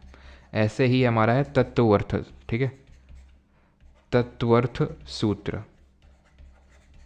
ये सब क्या है, ये जितने भी सूत्र आपको दिखें वो हैं। अगम जैन अगम, मैंने आपको बताया अगम, ये जितने भी ये होते हैं ये सारे आपके वही टेक्स्ट होंगे। ठीक है, कल्प सूत्र, तो सूत्र आपको जैसे ही दिखे वो आपको सीधे वही मानना है। ठीक है, क्लियर है। चलिए आगे बढ़ते हैं और अभी बुद्धिज़्म देखते हैं। तो गौतम बुद्ध जी की अगर बात करें तो ये शाक्य क्लैन से बिलोंग करते थे। जैसे जनात्रिका क्लैन से बिलोंग करते थे हमारे वर्धमान महावीर जी, तो ये बिलोंग करते थे शाक्य क्लैन से। और इनके कुछ इसी वजह से इनको हम शाक्य मुनि के नाम से जानते हैं। सर उड़ीसा कब आ रहे हो sir? Yes, Buddha and Mahavira contemporary, yes they were contemporary, वो कंटेम्प्रेरी ही थे। चलिए, तो शाक्य क्लैन की अगर बात करें, शाक्य क्लैन से थे इसलिए इनको शाक्य मुनि के नाम से जाना जाता था, प्लस इनको तथागत के नाम से भी जाना जाता था। ठीक है, तथागत। इसी तरह ध्यान रखना, महावीर जी को नया पुत्र के नाम से जाना जाता था। यहाँ पर मैं लिख देता हूँ, वैसे तो वहाँ पर लिखना चाहिए था लेकिन कोई नहीं, यहाँ पर लिख लेते हैं। महावीर को किस नाम से जानते हैं? नया पुत्र। ठीक है, और शाक्य मुनि और तथागत के नाम से जानते थे गौतम बुद्ध को। इनका जन्म 563 BC में हुआ था, लुम्बिनी नेपाल में, जो कि बहुत ही मतलब बॉर्डर में पड़ता है यूपी से। इसीलिए बुद्धिज़्म मतलब जो इंडिया है उसको बहुत सारे धर्मों का बर्थ प्लेस माना गया है। हिंदुइज़्म का तो है ही है, बुद्धिज़्म, जैनिज़्म, सिखिज़्म, इन 4 धर्मों का मतलब बर्थ प्लेस माना जाता है इंडिया। डेथ कब होती है? 483 BC में। ज़रा बताइए कितने साल रहे होंगे गौतम बुद्ध जी? कुशीनगर या फिर कुशीनारा भी आपको कहीं कहीं देखने को मिलेगा, तो वहाँ पर इनकी डेथ हुई थी। इनके बचपन का नाम वही था जो वर्धमान महावीर जी के फादर का नाम था, सिद्धार्थ। इनके फादर का नाम सुद्धोधन था, मदर का नाम महामाया था। ठीक है, महामाया जो ध्यान रखना, इनकी जो मदर थी, माया नाम से भी इनको बोला जाता है। कोलिया ट्राइब से बिलोंग करती थी ये, ठीक है, कोलिया ट्राइब थी उससे, ये चीज़ ध्यान रखेंगे। इनकी स्टेप मदर कौन थी, यानी कि मौसी एक तरह से, तो महाप्रजापति गौतमी, और ये इनकी पहली भिक्षुनी भी बनी, यानी कि जिसने पहली ऐसी फीमेल जिसने बुद्धिज़्म को अडॉप्ट किया। वाइफ्स थी यशोधरा, उनकी वाइफ थी महावीर जी की यशोदा, इनकी है यशोधरा। इनके बेटे का नाम था राहुल और इन्होंने गृह त्याग 29 साल की उम्र में किया था। वहीं वर्धमान महावीर जी ने अपना जो गृह त्याग किया था वो 30 साल की उम्र में किया था। इनके पहले टीचर का नाम था अलरा कलमा, दूसरे टीचर थे उद्रकाम पुत्र। एनलाइटनमेंट मिला था इनको, ज्ञान की प्राप्ति, जिसको निर्वाण बोला जाता है। बुद्ध धर्म में निर्वाण बोला जाता है इसको। जैसे वहाँ हम कैवल्य बोल रहे थे कि कैवल्य की प्राप्ति हुई, वैसे यहाँ पर निर्वाण बोला जाता है। उरुवेला बोध गया में बोधि ट्री के नीचे, ये बोधि जो ट्री था ये एक पीपल का पेड़ था ये, ठीक है, पीपल का पेड़ था। तो इन्होंने काफ़ी अपना जो इन्होंने लाइफ है और कितने दिनों तक 49 डेज़ तक इन्होंने कॉन्टीन्यूअस मेडिटेशन जब किया, क्योंकि काफ़ी भटकते रहे, ठीक है। ये माना जाता है कि जब ये गृह त्याग करके आए, ठीक है, तो गौतम बुद्ध जी जो हैं, इन्होंने एक्चुअल में था क्या कि जब ये घर से, मतलब इसके पीछे मैं जा नहीं रहा हूँ जहाँ से क्वेश्चन बनता नहीं है आपके एग्ज़ाम में, कि जब इन्होंने गृह त्याग किया तो इन्होंने एक बूढ़े आदमी को देखा, ठीक है, एक काइंड ऑफ जो जिसकी डेथ हो रही थी, एक जिसको बहुत ज़्यादा मतलब डिजीज़ हो रखी थी, ठीक है, वो पीड़ा में था। तो ये सब देख के इनको जो है ये चीज़ की अनुभूति हुई कि भाई ये मतलब मुझे भी फेस करना पड़ेगा क्या, इन सब से मुझे भी, यानी कि मुझे भी क्या ओल्ड एज से गुजरना पड़ेगा क्या। तो ये सारे जब क्वेश्चन आए तो इन्होंने गृह त्याग किया, काफ़ी टाइम तक घूमते रहे, लेकिन बाद में बोधि ट्री के नीचे 49 डेज़ के बाद मेडिटेशन करने के बाद इनको निर्वाण अटेन हुआ, यानी कि जिसको ज्ञान प्राप्ति बोलते हैं। किस रिवर के किनारे, निरंजना, उनको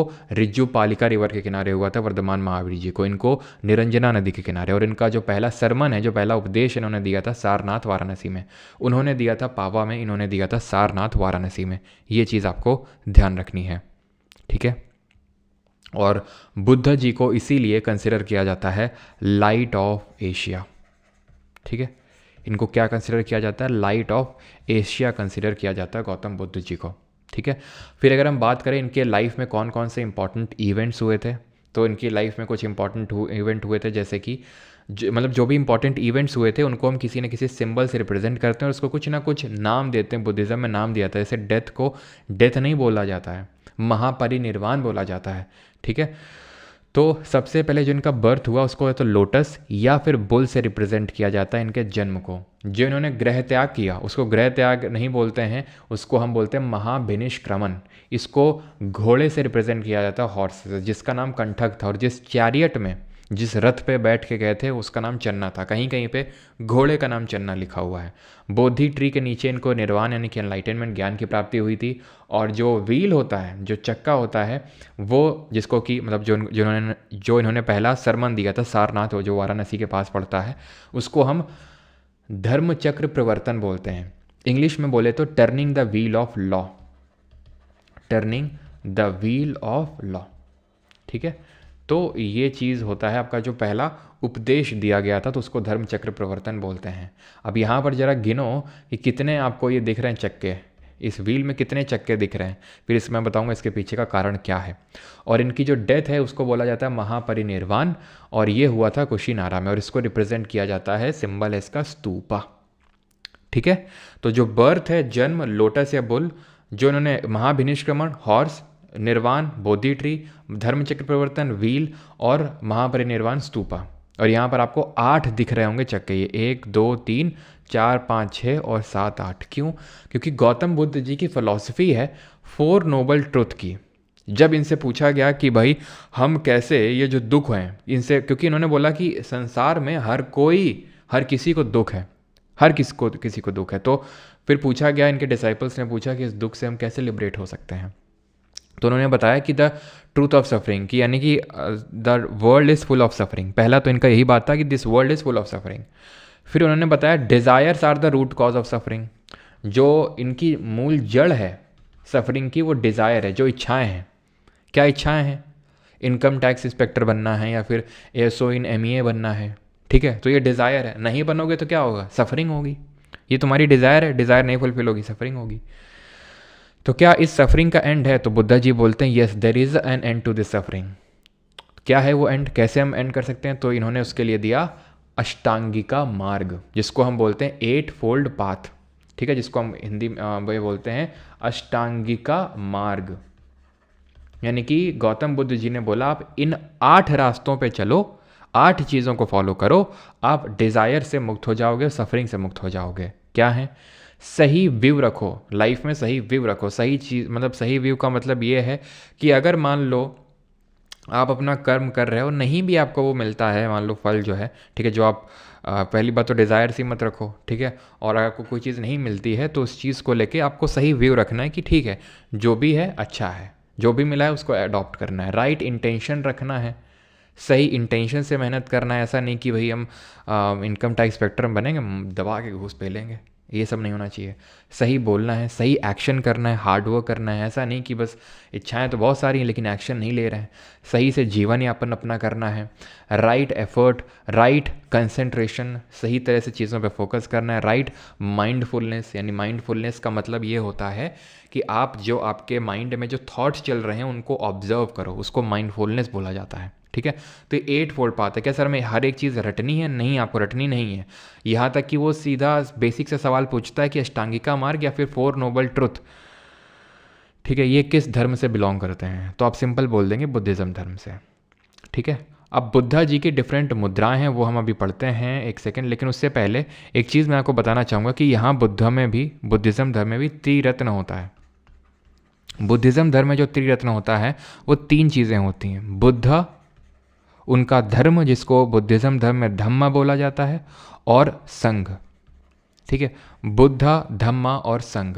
संघ का मतलब होता है जो एक ग्रुप ऑफ ये बुद्धिस्ट मंक्स हैं उसको संघ बोला जाता है। एक कम्युनिटी ऑफ बुद्धिस्ट्स, उसको हम संघ बोलते हैं। धम्म का मतलब होता है धर्म, रिलीजन।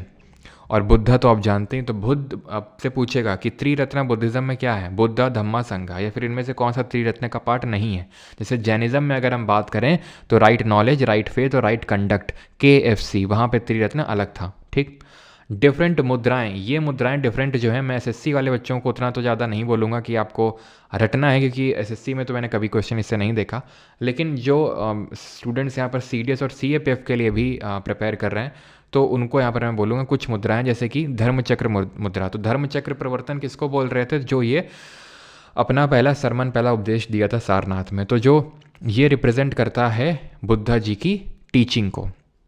भूमि स्पर्श मुद्रा, जहाँ पर बुद्ध जी ने, अगर आप ध्यान से देखें तो एक हाथ अपना भूमि पे यानी अर्थ पे टच कर रखा है, यानी कि वो ये रिप्रेजेंट कर रहे हैं, किया जा रहा है कि बुद्ध जी अर्थ से बोल रहे हैं कि you are the witness of my enlightenment. जो मुझे निर्वाण की प्राप्ति हुई है उसके आप मतलब उसके आप काइंड ऑफ क्या हो, आप उसके क्या, अभी मैंने बोला मतलब उसके विटनेस हो, ठीक है। आप उसको ऑब्जर्व कर रहे हो कि हाँ मुझे निर्वाण की प्राप्ति हुई। तो वो चीज़ मतलब आपसे पूछेगा कि भूमि स्पर्श मुद्रा क्या दिखाता है, क्या शोकेस करता है। तो धर्मचक्र हमने मुद्रा देखी, भूमि स्पर्श। ऐसे अभय मुद्रा है।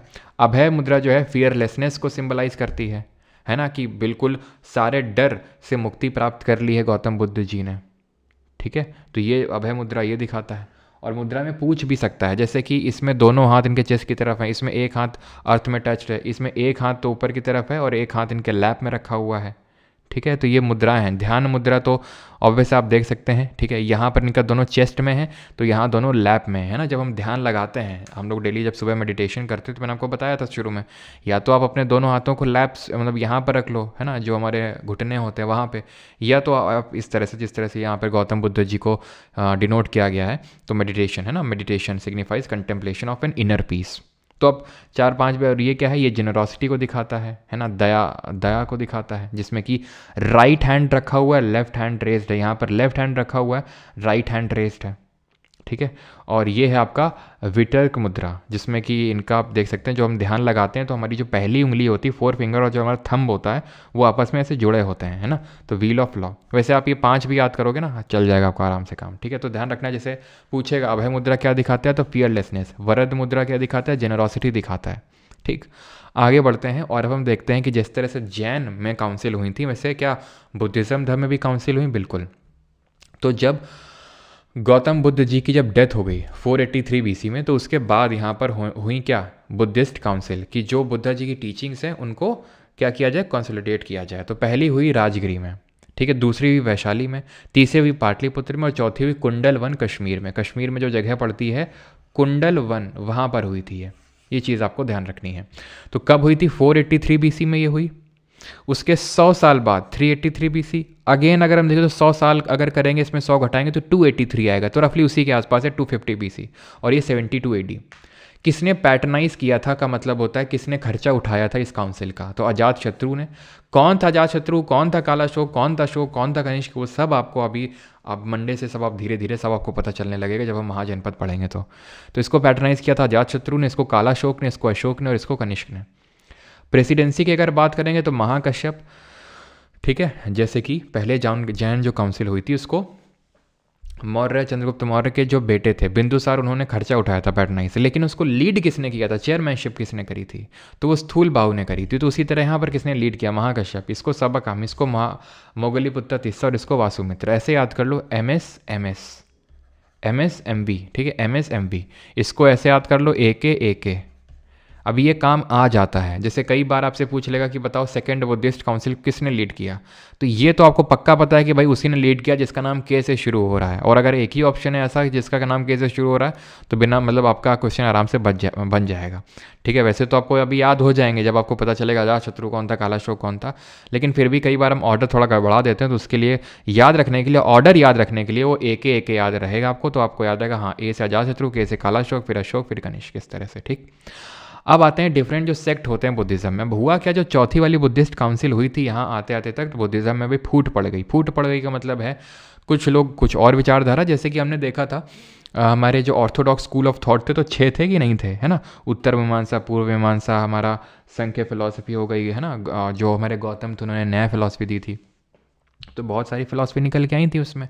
तो उसका मतलब क्या है, हर कोई ऑर्थोडॉक्स स्कूल ऑफ थॉट था, हर कोई वेदों में बिलीव कर रहा था, लेकिन हर किसी का एक सोचने का नज़रिया अलग था। तो वैसे ही यहाँ पर भी हुआ, हर बुद्धिज़्म में बिलीव करते थे लेकिन अलग अलग फॉर्म ऑफ बुद्धिज़्म निकल आए।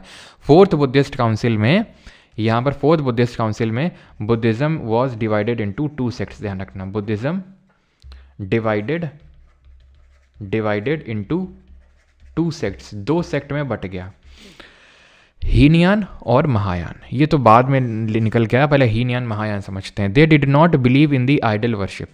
ये साउथ इंडिया जो है ना हमारा, वहाँ पर मेनली ये इन्फ्लुएंस हुआ था। ये आइडल वर्शिप पे बिलीव नहीं करते थे, मूर्ति पूजन पे, और ना ही ये इस पे बिलीव करते थे कि बुद्धा जी का फिर से जन्म होगा, रीबर्थ होगा। लेकिन महायान ये आइडल वर्शिप पे बिलीव करते थे, और ये they did believed in the rebirth of Buddha. ठीक है, believed in rebirth of Buddha, कि बुद्ध जी का रीबर्थ यानी कि जन्म होगा।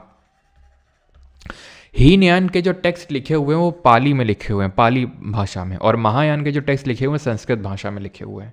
ठीक है, वज्रयान जो फॉर्म ऑफ बुद्धिज़्म है ये तिब्बत के आसपास ओरिजिनेट हुआ, और ये खासकर जो वेस्ट बंगाल वाला जो एरिया, सिक्किम वाला एरिया, वहाँ पर देखने को मिलेगा। ये तांत्रिक फॉर्म ऑफ बुद्धिज़्म कहलाया जाता है, जहाँ पर बहुत ज़्यादा टोना टोटका ये सब होता है इस फॉर्म ऑफ बुद्धिज़्म में। ठीक है, बुद्धिज़्म का जन्म ही हुआ इसीलिए हुआ था कि ये रिचुअल सब फालतू होते हैं, लेकिन इसमें भी रिचुअल ऐड हो गए, ठीक है, बाद में जाके। और एक फॉर्म ऑफ और वैसे बुद्धिज़्म होता है जिसको हम बोलते हैं थेरावादा फॉर्म ऑफ बुद्धिज़्म।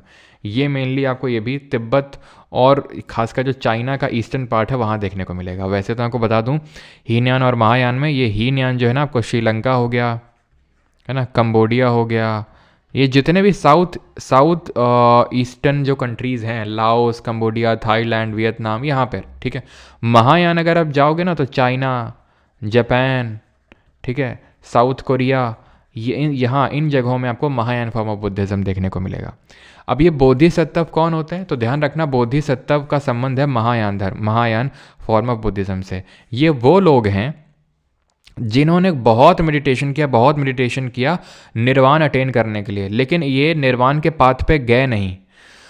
उस पाथ पे इसलिए नहीं गए सो दैट जो इनको ज्ञान की प्राप्ति हुई वो उसको बाकी लोगों पे ट्रांसफ़र कर सकें। यानी कि they gave up on their path of nirvana to achieve और टू टीच देयर डिसाइपल्स। ठीक है, वो अपने डिसाइपल्स को या फिर उस ज़्यादा से ज़्यादा लोगों को बुद्धिज़्म के बारे में बता सकें, इसलिए उन्होंने अपना जो रास्ता है वो छोड़ा निर्वाण अटेन करने का, जैसे वज्रपाणी, अवलोकितेश्वरा और अमिताभ। ठीक है, ये कुछ बोधिसत्व के नाम हैं। बुद्धिस्ट टेक्स्ट है हमारे कुछ जो पाली में लिखे गए हैं, जिनको हम त्रिपिटक के नाम से जानते हैं। त्रिपिटक में आते हैं हमारे सूत पिटक, विनय पिटक, अभिधम पिटक। ठीक है, तो सूत पिटक में बुद्धा जी की टीचिंग्स लिखी हुई हैं, उनके सरमन्स लिखे हुए हैं।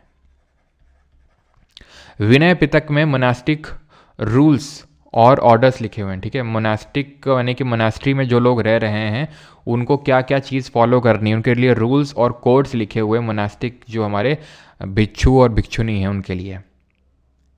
अभिधम्म पिटक में इंटरप्रिटेशन ऑफ सूत्र पिटक है, या फिर एक तरह से जो बड़े बड़े जैसे बोधिसत्व हो गए, बड़े बड़े जो बौद्ध गुरु हुए, उन्होंने क्या इंटरप्रिटेशन दिया आपने अपने हिसाब से सूत्र पिटक का, वो अभिधम्म पिटक में है। तो इसको त्रिपिटक बोलते हैं, जो कि पाली कैनन्स हैं, यानी पाली में लिखे हुए हैं। मिलिंद पनो एक और किताब है जो पाली में लिखी गई है। ये मिलिंद जो जिसको हम मियांडर के नाम से जानते हैं, जो एक इंडो ग्रीक राजा था, जो हम आगे देखेंगे, जो भारत में आता है। तो उसका डायलॉग है नागसेन। नागसेन एक बुद्धिस्ट मंक है, उससे क्वेश्चन पूछ रहे हैं मिलिंद जी, और उसके क्वेश्चन का आंसर कर रहे हैं नागसेन, या कहीं कहीं नागार्जुन भी लिखा होता है, लेकिन नागसेन ध्यान रखना, अगर नागसेन नहीं होगा तो नागार्जुन होगा। तो उसके साथ इनका डिस्कशन होता है, और मिलिंद जो है मियांडर वो बाद में क्या बुद्धिज़्म धर्म को अपना लेता है, अडॉप्ट कर लेता है, जिस हिसाब से नागसेन ने आंसर दिया। संस्कृत में भी टेक्स्ट लिखे हुए हैं, जैसे बुद्ध चरित्र जो गौतम बुद्ध जी की बायोग्राफी है। ठीक है, गौतम बुद्धा की ये बायोग्राफी है, जीवनी है। इसको किसने लिखा है? इसको अश्व घोष ने लिखा है। जातक टेल्स हैं, जातक टेल्स डील करती हैं गौतम बुद्ध जी की जो प्रीवियस बर्थ हैं, जो उनके पिछले जन्म हैं, उनसे डील करता है ये जातक टेल्स। ठीक है, त्रिरत्न बुद्धिज़्म में क्या होता है ये मैंने आपको बता दिया है कि ये जो हमारा बुद्धा, उनका धम्म और संघ। ठीक है, बुद्धा, धम्मा और संघ होता है ये। क्लियर है? क्लियर है यहाँ तक? यहाँ तक किसी कोई डाउट तो नहीं है? जल्दी से कंफर्म करेंगे।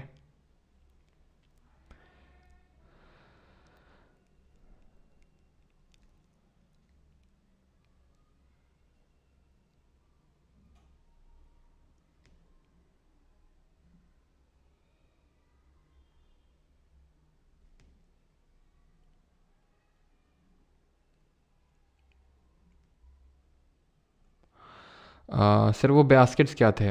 पिटाका का मतलब बास्केट होता है। ये जो पिटाका होता है इसका मतलब बास्केट होता है। पिटाका का मतलब बास्केट होता है।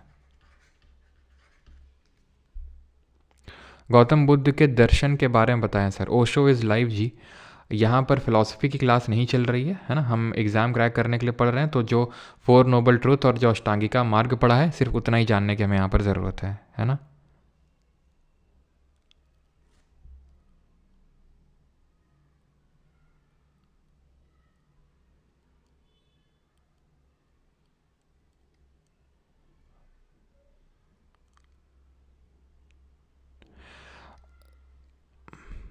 देखो उदयगिरी की जो केव्स है ना, वो है एमपी में, वो हम पढ़ेंगे। वो हम अलग से पढ़ेंगे। वो गुप्ता जो पीरियड है, ठीक है, जो गुप्ता एम्पायर है उनसे एसोसिएटेड है वो। ठीक है, वो अलग है। उदयगिरी खंडगिरी अलग है। उदयगिरी जो विदिशा एमपी में है वो अलग हैं आपकी केव्स। ठीक है, चलिए अभी आते हैं टर्म्स इन बुद्धिज़्म। तो चैत्य, विहार, धम्म और स्तूपा। ठीक है, चैत्य प्लेस ऑफ वर्शिप होती है, जहाँ पर पूजा करी जाती है, उसको चैत्य बोलते हैं। जहाँ पर प्लेस ऑफ रेजिडेंस, जहाँ पर बुद्धिस्ट जो हमारे भिक्षु और भिक्षुणी रहते हैं उनके लिए जगह होती है, उसको विहार बोलते हैं। धम्म का मतलब होता है धर्म, और स्तूपा का मतलब होता है माउंड, एक टीला। जैसे मोहनजोदड़ो में हमने देखा था टीला था, वो क्या था? स्तूपा था। ठीक है, तो mount where the relics of Buddha have been placed, एक ने कि एक उस तरह का टीला जहाँ पर बुद्ध जी के रेलिक्स रखे गए। मैंने आपको बताया भी था कि जैसे बुद्ध जी की जब डेथ हो गई थी, तो कुछ लोगों का कहना है कि उनके जो रेलिक्स हैं, जो उनके अवशेष हैं, वो उनके शिष्यों को दे दिए गए थे, या फिर कहीं कहीं पे मानना है कि जो हमारे 8 किंगडम्स थे उस समय, महाजनपद थे, तो जो उस समय एग्जिस्ट करते थे, तो उनको दे दिए गए थे। तो उन्होंने अपने अपने हिसाब से उनको, मतलब उनको स्तूपा के अराउंड, मतलब उसको वहाँ पर रख के वो उसके अराउंड स्तूपा बनवा दिया था। तो स्तूपा ध्यान रखना, ऐसा कोई ऐसा नहीं है कि बुद्धिज़्म में पहली बार इन्वेंशन हुआ था। स्तूपा काइंड ऑफ, इसका स्तूपा का मतलब होता है एक टीला, और वो पहले से एक स्तूपा फॉर्म ऑफ जो आर्किटेक्चर वो एग्जिस्ट करता था। ठीक है, अब यहाँ से हम पढ़ने वाले हैं स्तूपा के बारे में, जो कि काफ़ी इंपॉर्टेंट है एसएससी पर्सपेक्टिव से भी और जो यूपीएससी पर्सपेक्टिव है, दोनों पर्सपेक्टिव से काफ़ी क्वेश्चंस आए हैं। अभी जब हम क्वेश्चन देखेंगे तो आपको खुद ही समझ में आ जाएगा। ठीक है, तो जो लोग नींद के झोंके में थे तो कृपया जाग जाएं अभी और स्तूपा के बारे में ध्यान से पढ़ें। स्तूपा सबसे पहली बात तो भगवान बुद्ध जी के किस लाइफ इंसिडेंट्स को डिनोट करता है, जरा बताएंगे कमेंट में। देखते हैं कितने लोग सो रहे थे।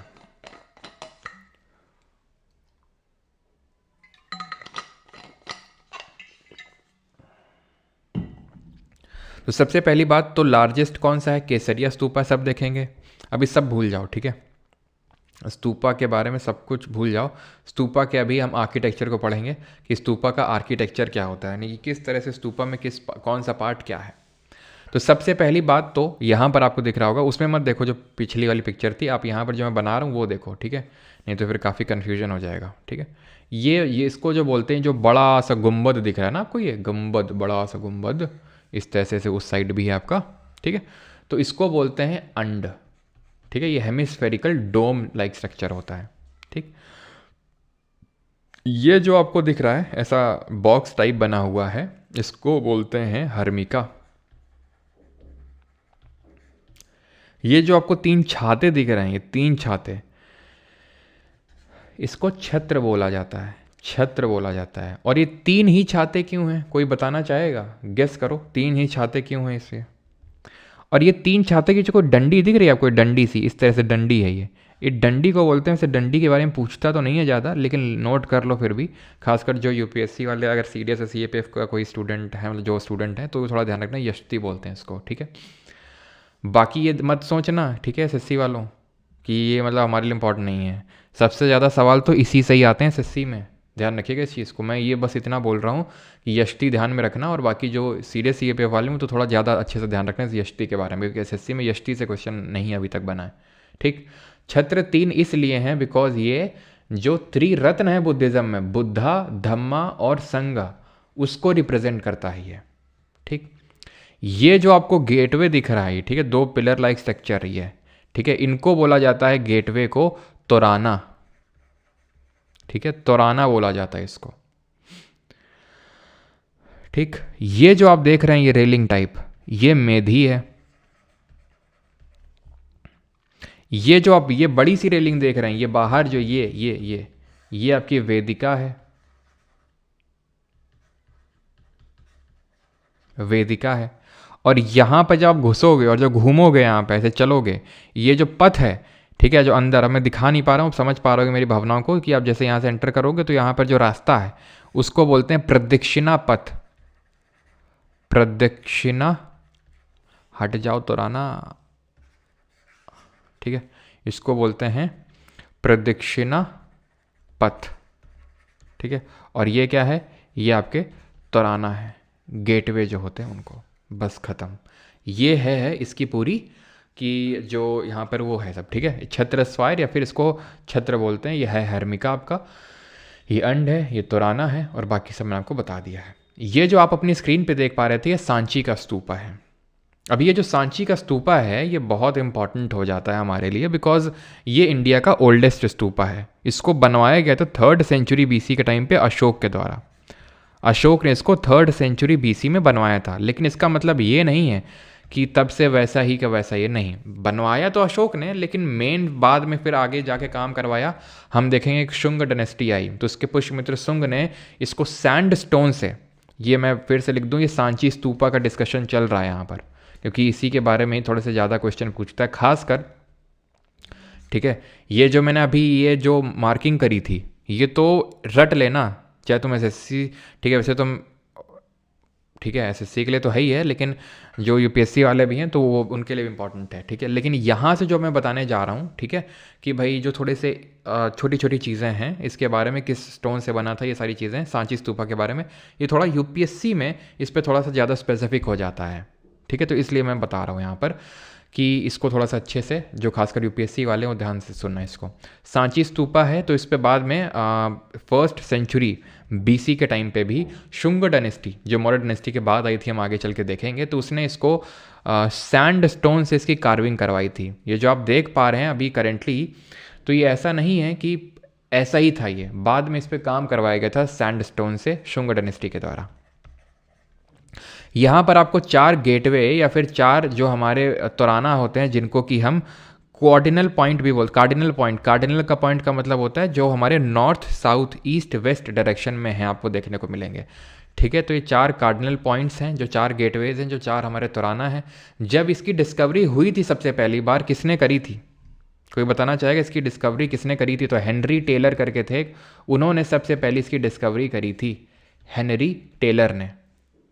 ईयर तो अभी मैं रिकॉल नहीं कर पा रहा हूँ, ठीक है, आई थिंक 1838 ऐसा करके कुछ ईयर था जिसमें इन्होंने डिस्कवरी करी थी। एक बार नहीं होगा तो मैं नोट्स में इसको ऐड करवा दूंगा, बाकी आप देख सकते हैं गूगल करके भी, लेकिन शायद 1838 था। इसके बाद हेनरी टेलर ने किया था। ठीक है, तो ये पहली बार किसने किया था, ये चीज़ ध्यान रखना। बाद में तो फिर अलेक्जेंडर कनिंघम ने भी इस पर साइंटिफिकली उन्होंने बोला था। हेनरी टेलर के बाद जो अलेक्जेंडर कनिंघम थे, जो आर्कियोलॉजिकल सर्वे ऑफ इंडिया के पहले डायरेक्टर थे, उन्होंने इसको साइंटिफिक तरीके से इसका एक्सकेवेशन वगैरह, इस पर रिसर्च वगैरह स्टार्ट करवाई। और बाद में जॉन मार्शल, जिन्होंने हड़प्पा की भी इन्होंने क्या की थी, हड़प्पा के एक्सकेवेशंस इन्हीं के टाइम पे हुए थे, मार्शल जी के टाइम पे, तो उन्होंने भी इस पर कुछ ना कुछ काम किया था। लेकिन हेनरी टेलर का नाम मत भूलिएगा आप यहाँ पे। ठीक है, तो 4 गेटवे हैं और सैंडस्टोन से बना हुआ था। क्लियर है इतनी चीज़? ठीक, यहाँ पर जो आप देख पा रहे हैं ये स्ट्रक्चर आपको कुछ दिख रहा है? ये स्ट्रक्चर क्या है? ये एक्चुअल में स्ट्रक्चर है शाल भांजिका का। ठीक है, शाल भांजिका। ये माना जाता है, अब किसी को एग्जैक्टली पता नहीं है कि ये बुद्धा जी की मदर को दिखाया गया है। ये साल ट्री है एक, ठीक है, ये साल ट्री है, उसके नीचे है ये शाल भंजिका। अब है क्या, अब यहाँ पर आपको एक एलिफेंट वगैरह भी दिख रहा होगा, ठीक है, ये लायन दिख रहा होगा। ये बहुत सारी मूर्तियाँ बनी हुई हैं, आप अगर देखें तो ये तो बाहर की साइड से हम देख रहे हैं, ये अंदर की साइड से देख रहे हैं। ये जो मैडम चल रही हैं, ये रेलिंग है, इसको क्या बोलते हैं, मेधी बोलते हैं। ठीक है, तो यहाँ से अगर आप देखेंगे इसको ध्यान से तो देख सकते हैं लायन है। ठीक है, यहाँ पर आपको एलिफेंट भी देखने को मिलेगा। ठीक है, ये शाल भंजिका जी हैं, जो ये आपको ये फीमेल की जो दिख रही है शाल भंजिका जी हैं। तो बहुत सारी यहाँ पर आपको क्या स्कल्पचर्स देखने को मिलेंगे, बहुत सारी कार्विंग्स आपको देखने को मिलेंगी इस तोराना में। और जब ये ध्यान रखिएगा, इसका सांची स्तूपा को पहली बार यहाँ पर देखा गया था हेनरी टेलर जी के द्वारा, जो यहाँ पर हंटिंग के लिए वगैरह के लिए आए थे। तो इसके 3 गेटवे तो सही हालत में थे, 3 तोराना, लेकिन एक गेटवे जो था वो गिरा हुआ था, गिरी हुई हालत में था वो। ठीक है, तो ये चीज़ें आप ध्यान रखेंगे। वो तो हो गया सांची स्तूपा। ये कौन सा स्तूपा है? ये केसरिया स्तूपा है। ठीक है, ये चीज़ें सभी के लिए इंपॉर्टेंट है। ये जो मैंने थोड़ी सी शाल भांजिका जी के बारे में चीज़ बताई, सैंडस्टोन बताया, हेनरी टेलर बताया, ठीक है, ये थोड़ा सा यूपीएससी के लिए चीज़ें ज़्यादा इंपॉर्टेंट हो जाती हैं सीडीएस और सीएपीएफ में। लेकिन अगर हम बात करें जैसे कि ये केसरिया स्तूपा है, ये सबसे बड़ा स्तूपा है, it is the largest stupa. ठीक है, ये कहाँ पर पड़ता है? आपका बिहार में पड़ता है। It is the largest stupa area wise. ये है आपका धामेक स्तूपा।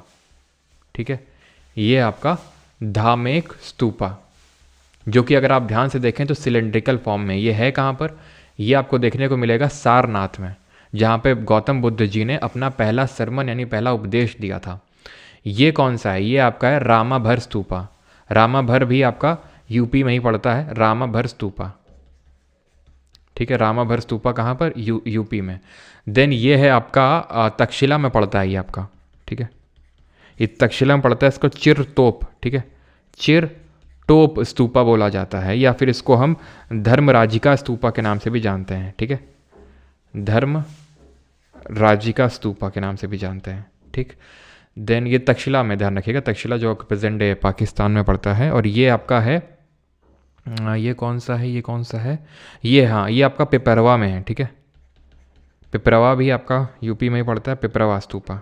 ठीक है, इसको अशोक ने नहीं बनवाया था, इसको जो डायनेस्टी आई थी, ठीक है, उन्होंने शाकाज ने बनवाया था इसको। ठीक है, केसरिया, ध्यान रखना, ये जो केसरिया वाला था ना, इसकी डिस्कवरी किसने करी थी? ठीक है, तो इसकी डिस्कवरी करी थी के मोहम्मद करके एक हुए, उन्होंने करी थी। सबका में ध्यान नहीं रखना, जैसे इसकी डिस्कवरी के मोहम्मद जी ने करी थी, ये चीज़ ध्यान रखना है। सांची का तो मैंने आपको बता दिया था, हेनरी टेलर ने किया था। क्लियर इतनी चीज़ यहाँ तक?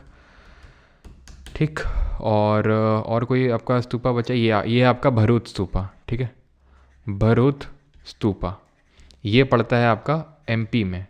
ठीक है, मध्य प्रदेश में पड़ता है ये भरूच स्तूपा, सतना जो डिस्ट्रिक्ट पड़ती है एमपी में वहाँ पर। और अगर हम बात करें जो सांची स्तूपा है ये भी आपका मध्य प्रदेश में ही है और ये भोपाल के पास पड़ता है। ठीक है, भोपाल के पास है ये सांची वाला आपका। ठीक है, क्लियर है। और बुद्धिज़्म अक्रॉस वर्ल्ड जान लेते हैं, जैसे कि केसरिया हमने देखा लार्जेस्ट बुद्धिस्ट स्तूपा है। और एक स्तूपा और ध्यान रखना है, यहाँ पर फोटोज़ की नहीं लगी हुई है, वो शांति स्तूपा है। शांति स्तूपा एकदम वाइट कलर का है और ये आपको देखने को मिलेगा लद्दाख में। ठीक है, शांति स्तूपा वाइट कलर का है पूरा, बहुत ब्यूटीफुल लगता है देखने में, वो लद्दाख में सिचुएटेड है। बोरोबुडर जो स्तूपा है ये जावा इंडोनेशिया में है, ये लार्जेस्ट स्तूपा है पूरे वर्ल्ड में। ठीक है, लार्जेस्ट इन दी वर्ल्ड। ठीक है, लार्जेस्ट इन दी वर्ल्ड है ये स्तूपा। कुछ बुद्धिस्ट यूनिवर्सिटीज़ भी हैं जैसे कि नालंदा है ना, आपको पता है नालंदा यूनिवर्सिटी अभी फिर से उसको बनाया गया है। कुमार गुप्त वन जी ने इसको बनवाया था, जो गुप्त डायनेस्टी के रूलर थे। ठीक है, नालंदा यूनिवर्सिटी को विक्रमशिला धर्मपाल ने बनवाया था, ओदानपुरी गोपाल, ये सब जो है बुद्धिस्ट टीचिंग्स को और प्रोपगेट करने के लिए इनको बनाया गया था। ठीक है, क्योंकि ज़्यादातर हमारे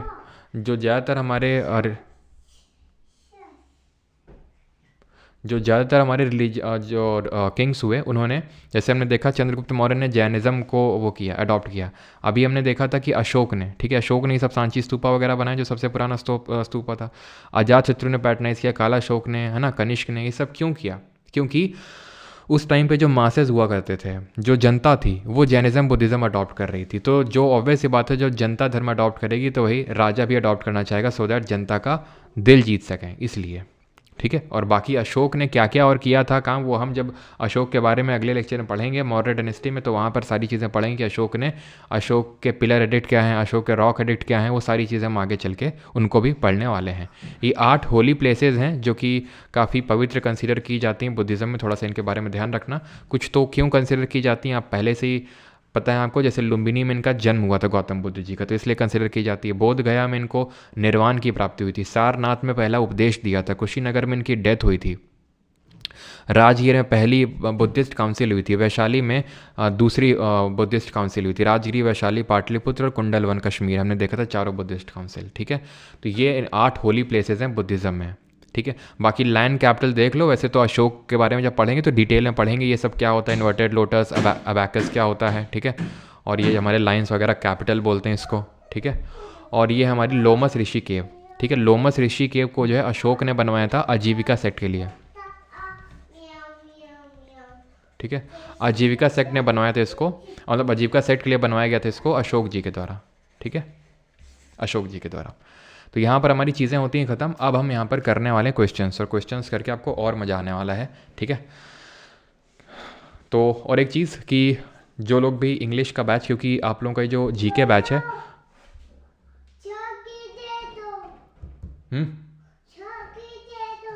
दे रहे हैं, रुको 1 सेकंड रुकिएगा ना।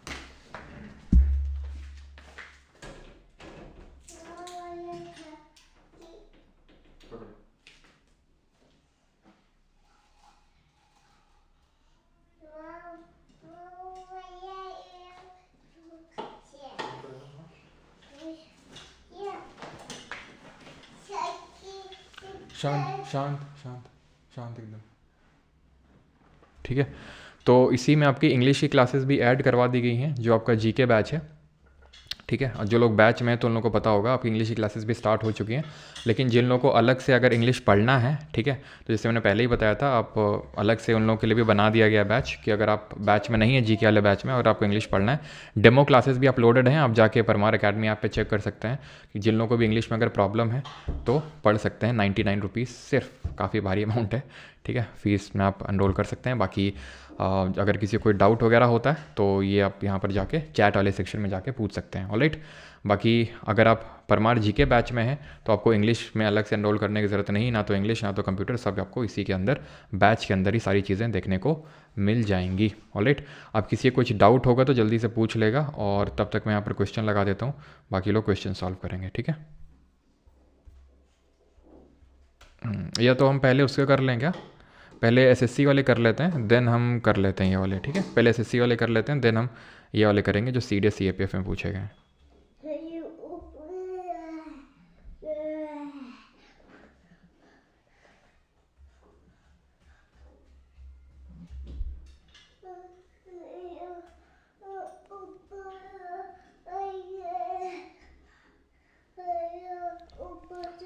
शांत रहो, नहीं मार खाओगे तुम, शांत रहो।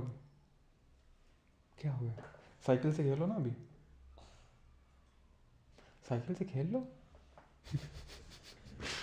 अरे यार रुकना अभी, ठीक है।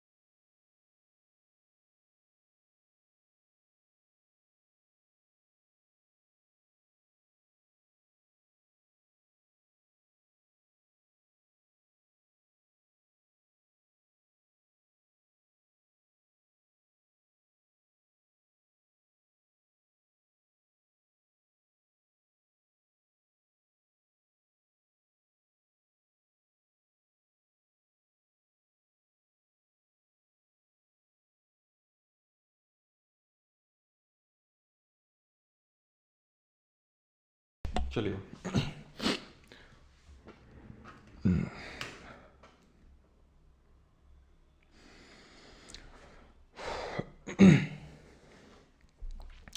तो according to Jain philosophy the term Jina means, तो lord free from fetters worthy या फिर कॉन्करर। तो जीना वो होता है जिसने हर चीज़ को कॉन्कर कर लिया है, ठीक है। सर फीस कम कर दीजिए, कितनी कम कर दें हैं? जीके भी है, कंप्यूटर भी है, इंग्लिश भी ऐड कर दिया, फीस कम कर दो। अब उसमें तुम्हारी निर्मला मैडम 18%, उसमें निर्मला मैडम को चाहिए इनडायरेक्ट टैक्स, उसके बाद फिर डायरेक्ट टैक्स अलग होता है। और उसमें ऐप वालों का कमीशन अलग होता है, पेमेंट गेटवे का अलग होता है। तुमको लगता है ना? ये फीस कॉन्करर बिल्कुल। विच of the following state was Lord Mahavira born? तो महावीर जी का जन्म किस स्टेट में हुआ था? महाराष्ट्र, कर्नाटका, बिहार या गुजरात में? तो हुआ था आपका बिहार, है ना। सर बच्चे को तंग क्यों कर रहे हो? तंग नहीं कर रहे हैं। At the age of dash Mahavira left home and went to live in a forest. अच्छा, किसी को मैंने डाउट वगैरह मैंने आई थिंक देखा नहीं, डाउट तो नहीं है ना उसका जो हम लोगों ने चीज़ें की हैं? मैंने आई थिंक डाउट देखना भूल गया था वो। चलिए। तो एट द एज ऑफ, तो 30 साल की उम्र में गृह त्याग किया था गौतम बुद्ध ने, और सॉरी 29 साल की उम्र में किया था गौतम बुद्ध ने, और 30 साल की उम्र में किया था वर्धमान महावीर जी ने। Where did lord Mahavir attain salvation? तो साल्वेशन की प्राणी की जो उनको कैवल्य की प्राप्ति हुई वो कहाँ पर हुई? तो वो एक्चुअल में, सॉरी साल्वेशन की बात हो रही, साल्वेशन मतलब कि जिन्होंने अपना एक तरह से प्राण त्यागे, वो पावापुरी में हुआ, ऑप्शन नंबर बी में, ठीक है। At which of the following Agam describes non violence in Jainism? तो कौन सा अगम है जो नॉन वायलेंस के बारे में बताता है? अगम का मतलब ये है कोई टेक्स्ट, है ना, कोई लिटरेरी टेक्स्ट। तो ये आपका सूत कृतंग सूत्र, ठीक है, सूत कृतंग सूत्र है जो कि नॉन वायलेंस के बारे में बताता है, ठीक है। The teachings of Mahavir and his followers were written about 1500 साल ago in the form of in which they are presently available at which place? तो कहाँ पर हैं अभी महावीर जी की ओरिजिनल टीचिंग्स है?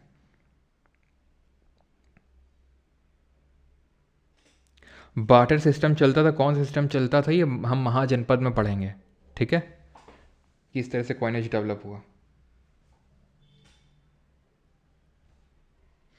Sir who get the idea to build stupa for the first time after Buddha death? देखिए ये बुद्धा जी की डेथ के बाद कोई कॉन्सेप्ट नहीं आया स्तूपा बनाने का, ये पहले से ही कॉन्सेप्ट एग्जिस्ट करता था मार्केट में। ऐसे कर लो कि भाई माउंड इस तरह से बनाया जाता था कि अगर किसी की डेथ हो गई तो उसको माउंड में बरी कर दिया जाता था, ऐसे टीले टाइप में। तो स्तूपा कोई बहुत ही एकदम न्यू कॉन्सेप्ट नहीं था, ठीक है, ये चीज़ ध्यान रखेंगे।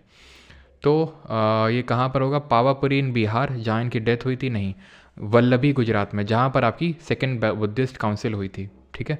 The Jain temple at Pattadakal was built by? तो पट्टाडक्कल में जैन टेम्पल, वैसे तो अभी आपके लिए क्वेश्चन काफ़ी टफ होगा, पढ़ाया भी नहीं है, लेकिन जब आप आगे पढ़ लेंगे मिडिवल तक में आ जाएंगे तो आपके लिए क्वेश्चन बहुत ही आसान हो जाएगा, क्योंकि आप तुरंत आप बता देंगे कि आप पट्टाडक्कल देखते ही चालुक्य होगा। Name the holy city recognised as the birth place of the first and the fourth Jain Tirthankar? तो पहले जैन तीर्थंकर और जो चौथे तीर्थंकर थे उनका जन्म कहाँ पर हुआ था? तो हमने देखा था कहाँ पर हुआ था, अयोध्या में हुआ था, ठीक है, अयोध्या में, option number C. The dash is a Jain text containing the biography, आप देख भी सकते हैं लिखा हुआ था, अगर आपने ध्यान से देखा हो यहाँ पे तो दिखा देता हूँ।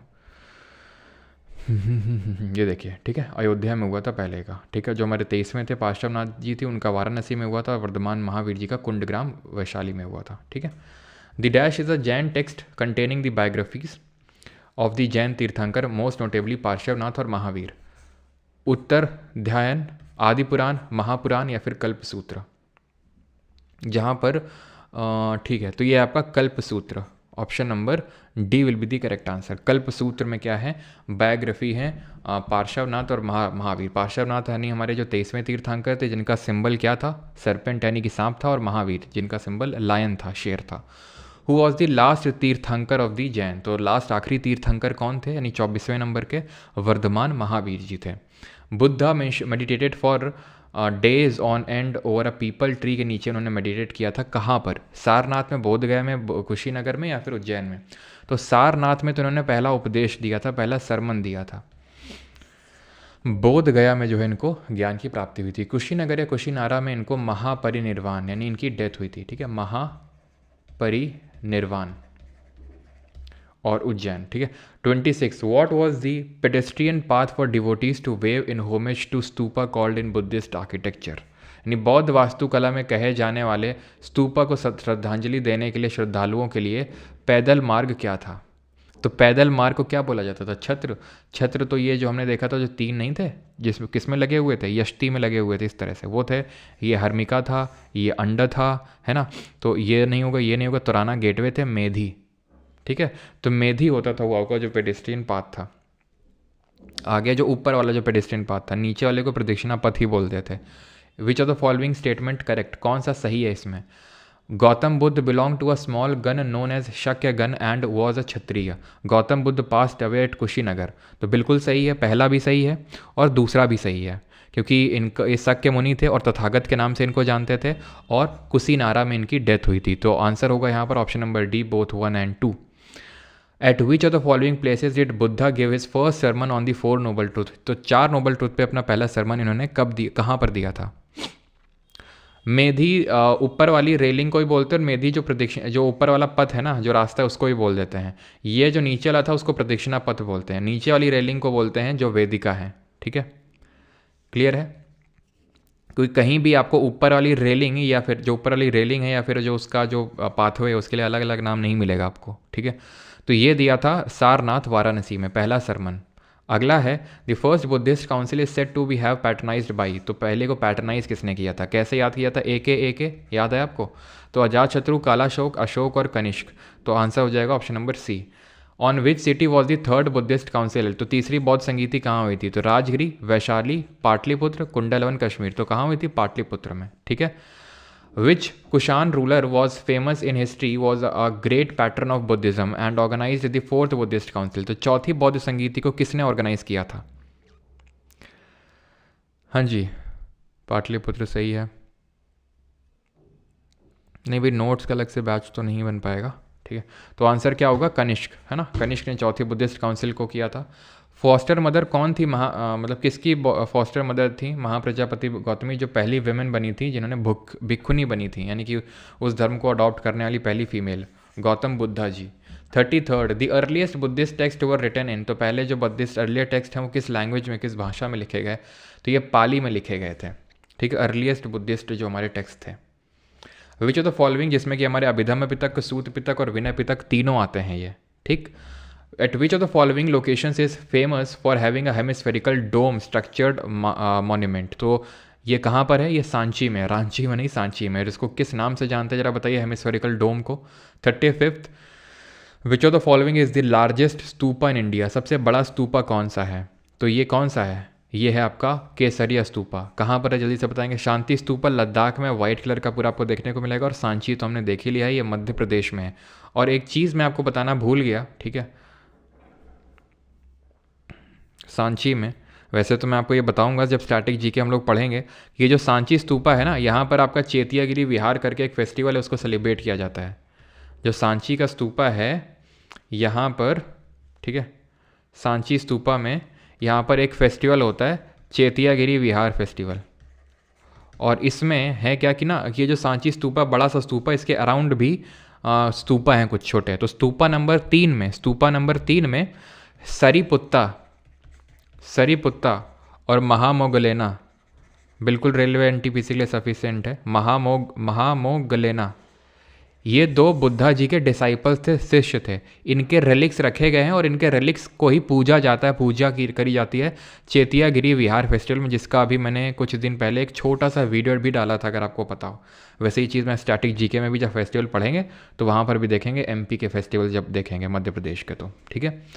अगला है हमारा 36, which is the oldest stupa of Buddhist period. तो बुद्धिस्ट पीरियड का ओल्डेस्ट स्तूपा कौन सा है, सबसे पुराना? तो धामेक तो हमने देखा था, ये कहाँ है जल्दी से बताइए, जो सिलेंडर शेप में है। महाबोधि स्तूपा बोध गया में है। केसरिया स्तूपा सबसे बड़ा है जो बिहार में है। सांची स्तूपा सबसे पुराना है, अशोक के टाइम से बनना शुरू हुआ था, ये सारनाथ में, ठीक है। अगला देखिए, अगला ये रहा आपका ऑन दी मोस्ट प्रोमिनेंट, क्या चीज़,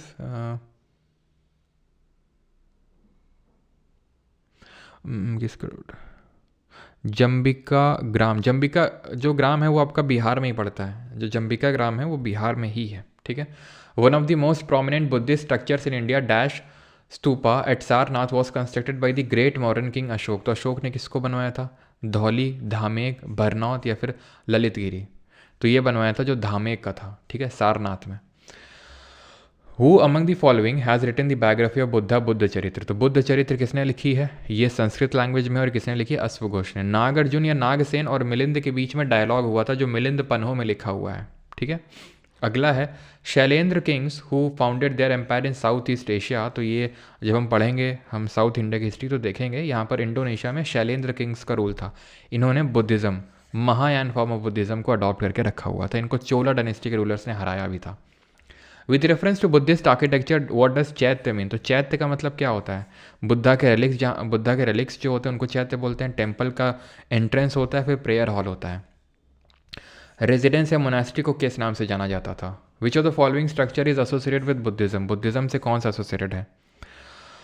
पल्लव, मंडप, शिखर या स्तूपा। तो बहुत आसान सा है, स्तूपा होगा। और अगर हम यहाँ पर बात करें मोनास्ट्री को, जहाँ पर ये लोग रहते थे उसको बोलते थे विहार, जहाँ पर ये लोग वर्शिप करते थे उसको चैत्य बोलते थे।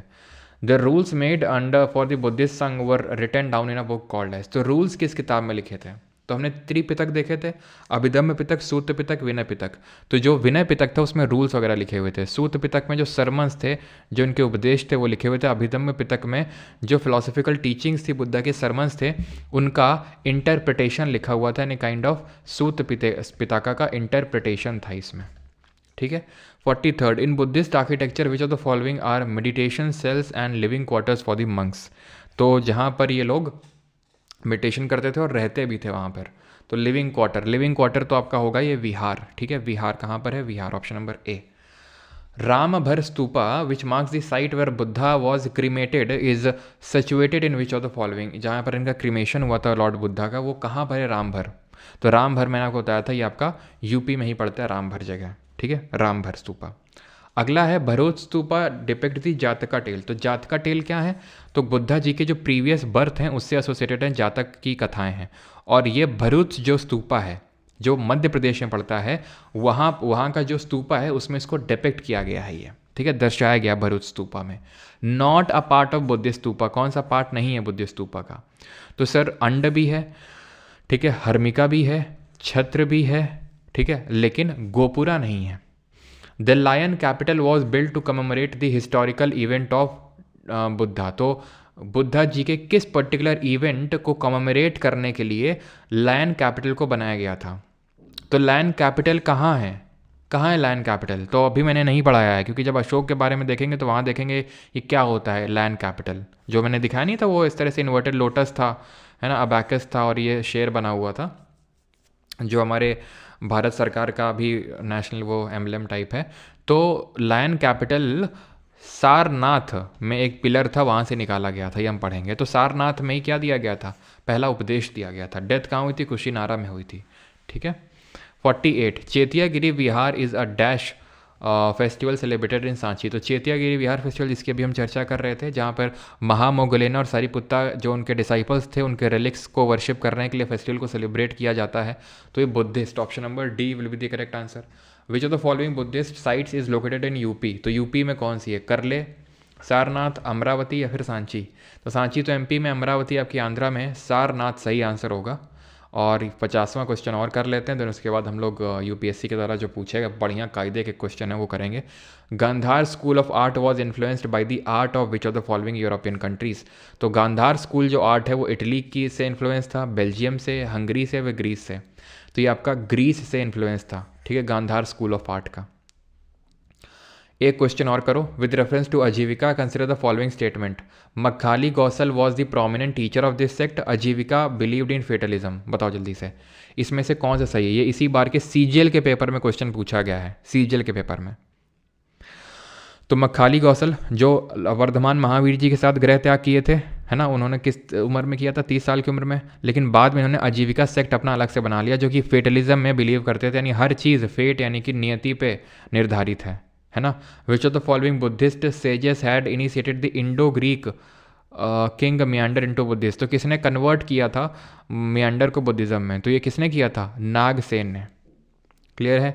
तो एक दो और कर लेते हैं। धार्मिक स्तूपा कहाँ पे, आप कर लेंगे यार, सारनाथ में है। बाकी तो आई थिंक ये पूछ रहा है कि किस मटेरियल से बना है। जो पिपरवा स्तूपा है वो किस मटेरियल से बना हुआ है। तो सैंड स्टोन से तो ध्यान रखना यार, ये सांची वाला बना हुआ है। लेकिन जितना मुझे पता है पिपरवा वाला जो है था वो ब्रिक से बना हुआ था, ईंटों से बना है, ठीक है, ईंटों से होगा ये जो केसरिया धामेक है, ये रामभर है, चिरतोप, ये पिपरवा, ठीक है, ये मोस्टली आपका ब्रिक ईंटों से ही बना है, ठीक है।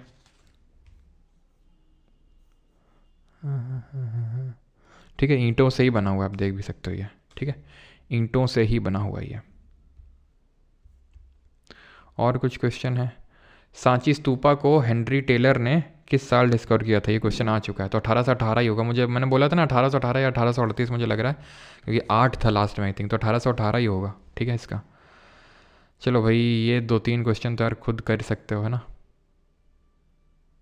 लोमस ऋषि केव बुद्धिस्ट मंक्स के लिए बनाई गई थी, प्लस आजीविका सेक्ट वालों के लिए भी बनाई गई थी।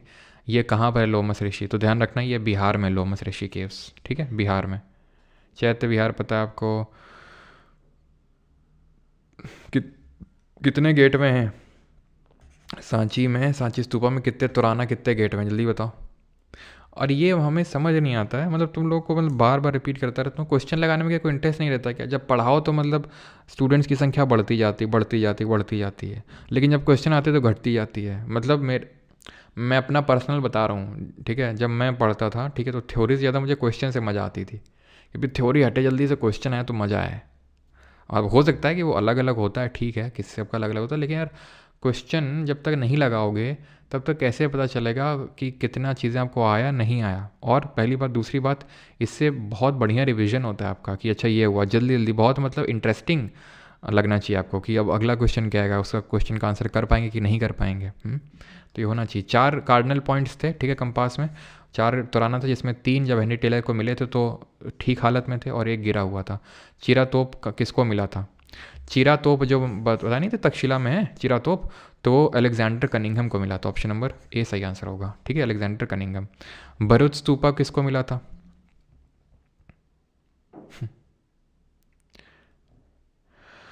तो चीरा तोप इसका तो अलेक्जेंडर कनिंघम होगा, ठीक है,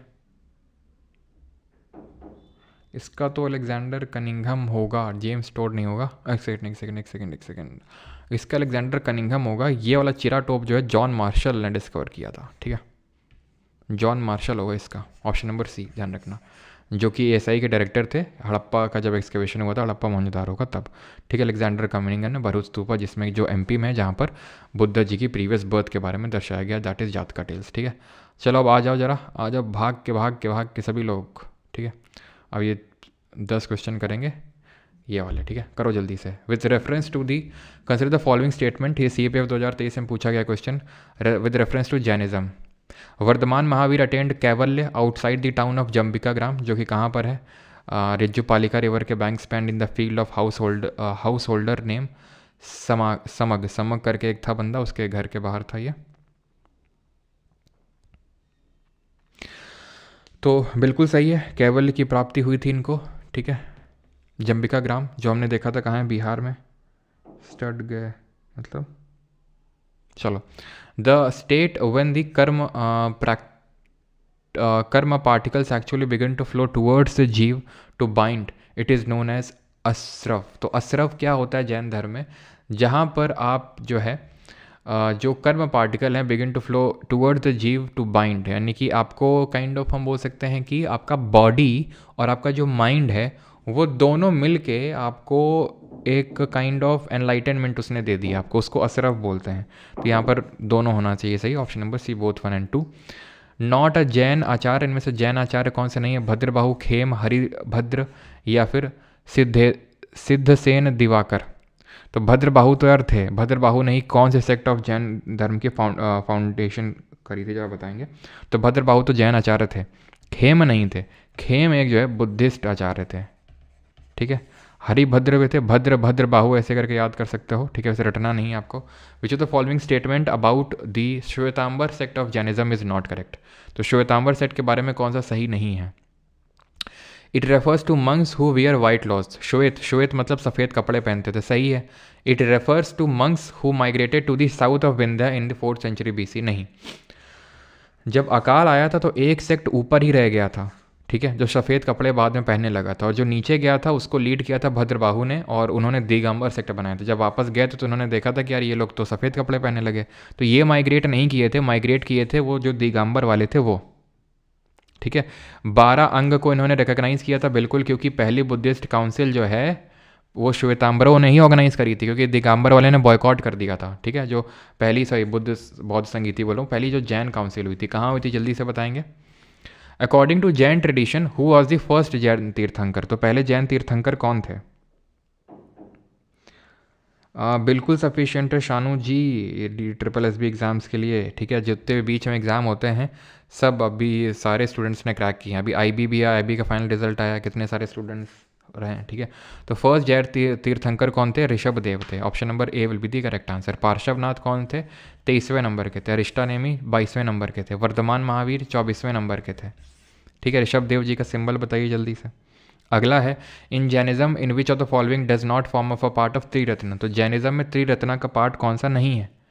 त्रिरत्न जैनिज्म और बुद्धिज्म में अलग अलग पढ़े थे, और जैनिज्म में पढ़े थे KFC, राइट नॉलेज यानी सम्यक जानना, राइट फेथ, ठीक है, साम्यक और राइट कंडक्ट, साम्यक दर्शन, ठीक है।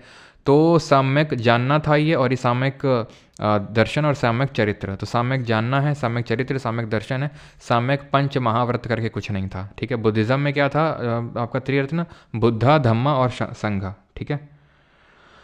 CDS math test series, CDS में मैथ की टेस्ट सीरीज अभी नहीं है, अभी सिर्फ GK की टेस्ट सीरीज है CDS के लिए, ठीक है। और उसका अगला टेस्ट परसों होगा संडे को, ठीक है। अर्ली बुद्धिस्ट मतलब पूरा ऑर्डर वाइज चल रहा है, पॉलिटी के 3 टेस्ट होंगे, पहला हो चुका है, कल दूसरा होगा, सिलेबस के अकॉर्डिंग ही होगा, यानी जो जो आपको पहले पूरा शेड्यूल मिल चुका है, जो परमार ऑफिसर्स टेलीग्राम पे अपलोडेड है पहले से आपका, ठीक है, उसके हिसाब से चलो।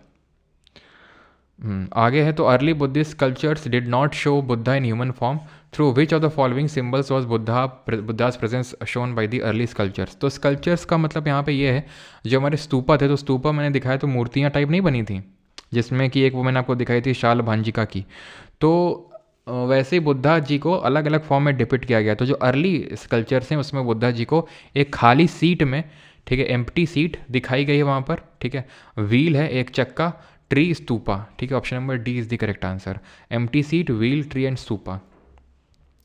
With reference to Indian history, ये सिविल सर्विसेज में पूछा गया क्वेश्चन 2022 में। कंसिडर द फॉलोइंग टेक्स्ट, कौन सा इसमें से जैन टेक्स्ट है। नेति पाकरण, परिशिष्ट पर्वन, अवदान षटक और त्रिशालिटलशन महापुराण। तो बड़े लंबे चौड़े से नाम है, यहाँ पर ध्यान रखना कि जो नेट्टी पारना है और जो आपका ये है आपका अवदान षटक, ये आपका बुद्धिस्ट टेक्स्ट है, ये बुद्धिस्ट टेक्स्ट है, थोड़ा सा डिफिकल्ट क्वेश्चन है नो डाउट, ठीक है, सिविल सर्विसेज का भी है। Option number B will be the correct answer, 2 and 4 ध्यान रखेंगे। अब सीधे CAPF में क्या होता है ना कि रेपिटेशन बहुत ज़्यादा होता है PYQ से, जैसे कि हमने देखा भी था वो वाला जब हम चालकोलिथिक स्टोन एज वाला है ना चैप्टर जब कर रहे थे, तो वहाँ पर हमने देखा था एक वेस्ट बंगाल की साइट है, याद है आपको, उसको उड़ीसा करके दिया गया था। तो ये ध्यान रखना 2 and 4 यानी कि परिष्टा पर्वन और ये जो आपकी त्रिशाशित क्या है ना इसका नाम त्रिषष्टि लक्षण महापुराण, तो ये आपके हैं जैन टेक्स्ट। अब यहाँ पर क्वेश्चन है consider the following pairs, historical person है और इनको किस नाम से जाना जाता था। ये जैन स्कॉलर थे, ये बुद्धिस्ट स्कॉलर थे और वैष्णव स्कॉलर। तो आर्य जो देव थे वो जैन स्कॉलर नहीं थे, ये बुद्धिस्ट स्कॉलर थे, ठीक है। ये क्योंकि बुद्धिस्ट स्कॉलर थे तो ये तो गलत हो जाएगा आपका। और दिग्नग ये बुद्धिस्ट स्कॉलर थे ये, और नाथ मुनि ये वैष्णव स्कॉलर थे। वैष्णव स्कॉलर मतलब जो वैष्णवाइट थे, जो विष्णु जी पे बिलीव करते थे, ठीक है। तो ओनली 2 पेयर, ठीक है, ओनली 2 पेयर। ये दिमाग मत लगा देना कि 2 सही है तो मतलब 1 पेयर, ये है पेयर, ये 1 पेयर, ये 1 पेयर, मतलब 2 पेयर, ठीक है। Consider the following with reference to ancient India, consider the following statement. The concept of stupa is a Buddhist in origin. Stupa was generally a repository of relics. Relics का मतलब जहाँ पर अवशेष रखे होते हैं। Stupa was a votive and commemorative structure in Buddhist tradition. बताओ, पढ़ के जीभ कट गया।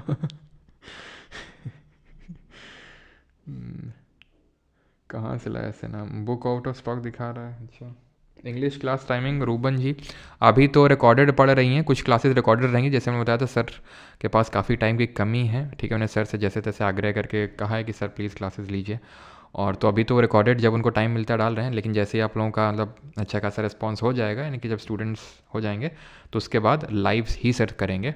लेकिन कुछ क्लासेस शुरू में रिकॉर्डेड होंगी अभी, ठीक है, कुछ चैप्टर्स रिकॉर्डेड होंगे, फिर लाइव ही क्लास स्टार्ट हो जाएगी आपकी इंग्लिश में भी, ठीक। चलो, तो concept of stupa in Buddhist no, तो ये बुद्धिस्ट नहीं है, ध्यान रखेंगे, ठीक है। मैंने अभी बताया था, आप सी कैसे कर सकते हो, मैंने अभी बताया था कि स्तूपा का जो कॉन्सेप्ट है ऐसा नहीं कि बुद्धिस्ट ओरिजिन का है। पहले ही भी लोग जब बरी करते थे किसी को तो ऐसा माउंड ऐसे टीला बना दिया करते थे, स्तूपा वही होता है आपका। तो पहला तो गलत होगा, तो मतलब ऑल 3 तो नहीं होगा।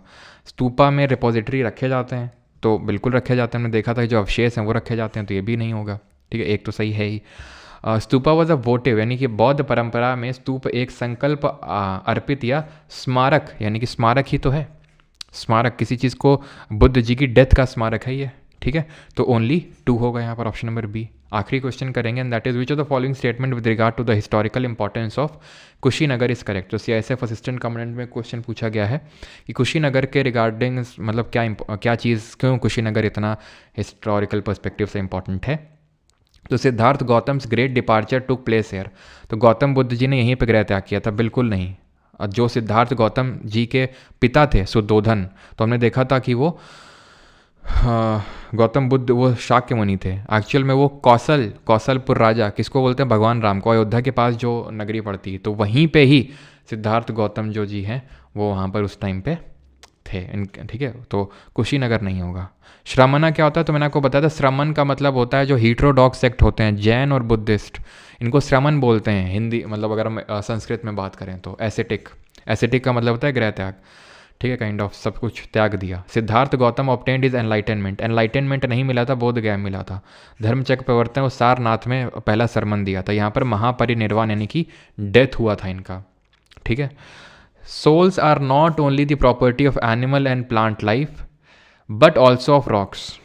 यानी कि आत्मा केवल जंतु और पादप जीवन की संपदा नहीं है, बल्कि शिलाओं, प्रवाहित जलधाराओं, इनमें भी सोल होता है, इनमें भी आत्मा होती है। ये कौन सा धर्म बोलता है, याद करो, अनेकांतवाद की फिलॉसफी है ना, एक चीज़ को डिफरेंट तरह से देखने का जो एक वो होता है, और साथ ही साथ कि ये जो मतलब एंटायर वर्ल्ड इज़ एनिमेटेड, हर चीज़ में लाइफ है, everything as a life, ये जैनिज्म धर्म में बोला जाता है, ठीक है। आखिरी क्वेश्चन कर लेंगे with reference to ancient India, Gautam Buddha was generally known by which of the following epithets, तो गौतम बुद्ध को किस नाम से जाना जाता था। सर वो जानना नहीं, साम्यक ज्ञान होता है, sorry Aparajita ji, sorry for that, साम्यक ज्ञान, ठीक है, राइट। चलिए, तो नयापुत्ता, शाक्य मुनि और तथागत, तो हमने देखा था नयापुत्ता तो नाम था महावीर जी का, ठीक है, नयापुत्ता याद आया, और शाक्य मुनि बोलते थे बिकॉज शाक्य क्लैन से थे, और तथागत बोलते थे इनको, ठीक है, गौतम बुद्ध जी को। तो ऑप्शन नंबर बी। इसी बार के सिविल सर्विसेज के पेपर का क्वेश्चन है आपका। ओ हो काफ़ी बड़ा क्वेश्चन है। ठीक है, करो करो करो, मैं पढ़ता हूँ, ठीक है, दिखाई अगर दे रहा हो तो। दिखाई दे रहा है ना, मैं पढ़ता हूँ, ठीक है।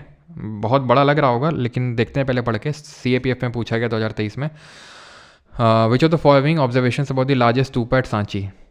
लार्जेस्ट स्तूपा एट सांची, इन्होंने बताया सांची में बहुत सारे स्तूपा हैं, तो उसमें जो सबसे बड़ा है।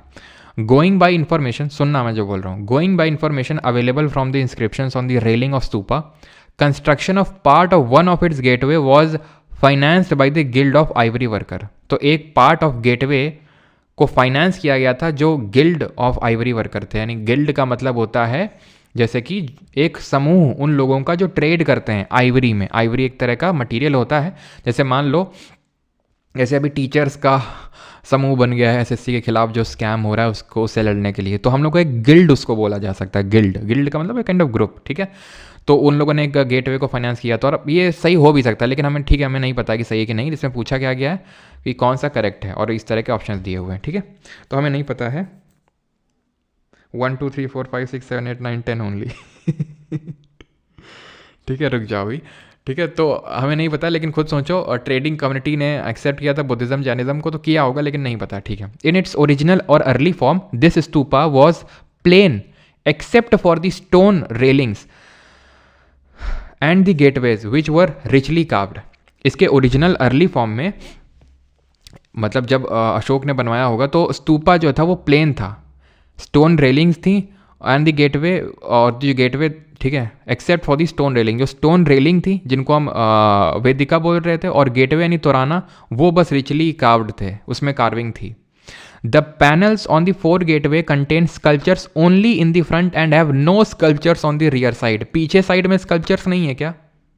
पीछे साइड में गेटवे के पीछे साइड में स्कल्पचर्स नहीं है क्या? ये पीछे वाला साइड ही तो है,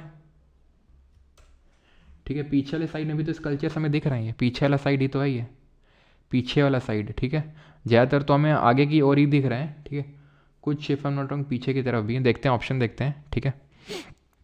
आगे और बढ़ते हैं। ये हिंदी में क्वेश्चन है, हिंदी मीडियम वाले यहाँ पर पढ़ेंगे, ठीक है। इन 1918 when the stupa was discovered all of its 4 gateways were intact but the mound was in poor conditions. all of its 4 gateways were not intact. एक गिरा हुआ था, ठीक है। 8 हिस्टोरियंस, ठीक है, एक गिरा हुआ था। अगर 4 गलत होगा यहाँ पर तो ये गया और ये गया, ठीक है। यानी कि तीसरा भी गया आपका, देखो एक, ठीक है, एक ही ऑप्शन वैसे बचा है 1 2 5 6, और उसके हिसाब से 1 सही है, 2 सही है, 5 सही है और 6 सही है। तीसरा का नहीं होगा। और तीसरा हमने देखा इसमें लिखा हुआ है ओनली इन दी फ्रंट, ठीक है। पैनल्स में जो स्कल्पचर्स हैं वो सिर्फ फ्रंट में ही है। आप देख सकते हो यहाँ पर बैक में भी, आपको जूम करता हूँ शायद तो दिखेगा आपको, दिख रहा है आपको, ये है ना, ये स्कल्पचर्स पीछे साइड में भी तो है, ठीक है, पीछे साइड में भी दिख रहे हैं हमें। तो 8 historians have established clear connection between the sculptures of the stupa with event described in जातक टेल। उन्होंने रिलेट किया है 8 हिस्टोरियंस ने कि यहाँ पर जो दिखाया गया, जैसे कि मैं आपको बताऊँ तो एक, मतलब उसमें स्कल्पचर में दिखाया गया महामाया जो गौतम बुद्ध जी की मदर हैं, वो सो रही हैं और वो एक ड्रीम में है, ठीक है, बुद्ध जी की प्रीवियस बर्थ को लेके या फिर फ्यूचर बर्थ को लेके। तो माया की ड्रीम को दिखाया गया। War scenes have also been depicted in these sculptures, ठीक है। और क्वेश्चन करेंगे ये शाल भंजिका की रिगार्डिंग, जो हमने पढ़ा नहीं था, वो शाल भंजिका जी है ना, जो ये माना जाता है कि शायद उनकी मदर ही थी। तो कौन सा सही है? ये CDS 2022 में पूछा गया। इन some sculptures there is representation, बिल्कुल कुछ स्कल्पचर्स में है शाल भंजिका जी। अब देखो सम जो होता है, सम वर्ड में, माइट बी, ये हमारे जर्नलिस्टिक कीवर्ड होते हैं, ठीक है। अब जैसे मैं अगर सेफ साइड में रहना चाहूँगा तो मैं भी हमेशा सम में भी इस तरह के वर्ड यूज़ करूँगा कि शायद ये आंसर सही है, शायद ये आंसर गलत हो सकता है, ठीक है। मैं ये बोल दूँ नहीं ये पक्का सही है, तो तुम आ नहीं जाओगे चैलेंज करने से। अगर मुझे कभी क्वेश्चन में डाउट होता है तो तुमने सुना होगा, मैंने बोलता हूँ कि शायद मेरे हिसाब से तो यही होना चाहिए। मैं ये तो नहीं बोलता हूँ कि ये तो क्वेश्चन सही होगा ही हो, मतलब पक्का यही होगा, क्योंकि अगर मान लो कि ना हुआ तो तुम तुरंत आओगे। आप तो बड़े कॉन्फिडेंस से बोल रहे थे ये तो होगा, ये तो नहीं है, तो फिर मैं क्या मुँह रहेगा मेरे पास, है ही नहीं। तो वैसा ही है। तो भाई ये to be on the safer side कि हाँ कुछ में अगर जैसे यहाँ पर लिखा ओनली मतलब सिर्फ आगे ही है, भाई अगर एक भी स्कल्पचर अगर पीछे साइड में बन जाएगा, अपने आप स्टेटमेंट गलत हो जाएगा ये, ठीक है। तो यूपीएससी के जो क्वेश्चन एग्जामिनर भी सेटर हैं वो भी सेफ साइड में रहना चाहते हैं। तो in some sculptures there is representation of Shalabhanji का, यस है। तो पहला सही होगा, अगर होगा तो ये गलत होगा, यानी 3 भी पक्का सही होगा, पक्का सही होगा। द शाल भंजी का motive was not directly inspired by Buddhist ideas, पक्का सही होगा ये तो। दूसरा चेक करना है अपन को, the figure of Shalabhanjika is represented by a women, बिल्कुल विमेन है, surrounded by lotus and elephant. Lotus and elephant तो यार नहीं है इसमें, तो शाल भंजिका वाले में साल ट्री है, लोटस कहीं दिख रहा है? लोटस तो ना दिख रहा है हमको। यहाँ पर आई थिंक लगा भी होगा क्या, पिक्चर लगा है क्या, देखते हैं। ये देखो शाल भंजिका, लोटस तो नहीं है, शाल ट्री है, ये एक पेड़ है, ये बगल में है एक एलिफेंट, लेकिन लोटस तो नहीं दिख रहा है कहीं पे, तो ये गलत ही होना चाहिए, ठीक है। तो आंसर यहाँ पर ऑप्शन नंबर डी 1 और 3। ठीक, ख़त्म हो गया हमारे सवाल। कैसा लगा? 12 बज गए सवाल करते करते, लेकिन मज़ा आया होगा आपको। कितने लोग हैं यहाँ पे CDS CAPF वाले? उनके लिए भी मैं करवा ही देता हूँ, क्योंकि लगे हाथ कर ही लेते हैं, है ना। जब चीज़ें उतनी हैं ही हैं तो क्यों चीज़ें छोड़ी जाएँ। और इंग्लिश का जैसे मैंने बताया, बैच जो लोग GK बैच हैं, परमा GK बैच, इसके अंदर तो मिलेगा ही फ्री में। अगर अलग से लेना चाहते हैं तो ये 99 रुपीज़ का डेमो क्लासेस पड़ी हुई, डेमो क्लासेस भी आप देख सकते हैं, ठीक है। तभी आप एनरोल करिएगा, बिना डेमो क्लास देख के नहीं। मज़े ही मज़े। हाँ, आपको जुकाम हुआ है? नहीं हुआ भाई, UPSC क्वेश्चन करने पर दिमाग फट जाता है। हाँ, हिस्ट्री में थोड़ा सा फट जाता है, हिस्ट्री में थोड़े से टफ आते हैं UPSC में। पॉलिटी वगैरह में तो उतना नहीं फटे होंगे, पॉलिटी के भी हम लोगों ने किए हैं, बायो के भी किए हैं, है ना, केमिस्ट्री के भी किए हैं, सबके किए हम लोगों ने, किए कि नहीं किए हैं हर एक सब्जेक्ट में, वहाँ पर नहीं फटे होंगे उतना, हिस्ट्री में थोड़ा सा फटते हैं। Niranjana river also known as Phalgu river, पता नहीं है वंश गौतम जी फल्गु के नाम से भी जानते हैं कि नहीं। रिया दास जी, मेडिटेशन का टाइमिंग 6:30 AM पे हम लोग करते हैं, ठीक है, सुबह के टाइम। और सफ़र बैच करके एक है एप्लीकेशन पे, 10 रुपये का ठीक है, उसके अंदर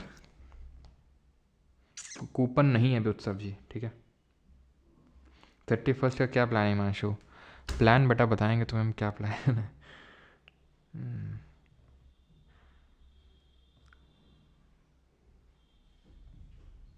ऐसा फटते आवाज़ नहीं होती है, हाँ, दिमाग फट जाता नहीं, कुछ चीज़ों के फटने पर आवाज़ नहीं आती है, दिमाग भी उनमें से एक है।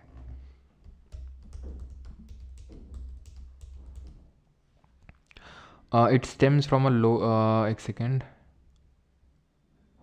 ये लोटस ट्री से ही स्टेम कर रहा है क्या? लोटस ट्री से तो स्टेम नहीं करता वो दिख रहा है। एक बार चलो मैं इसको फिर से ऑफिशियल आंसर की से कंफर्म कर लूँगा, ठीक है।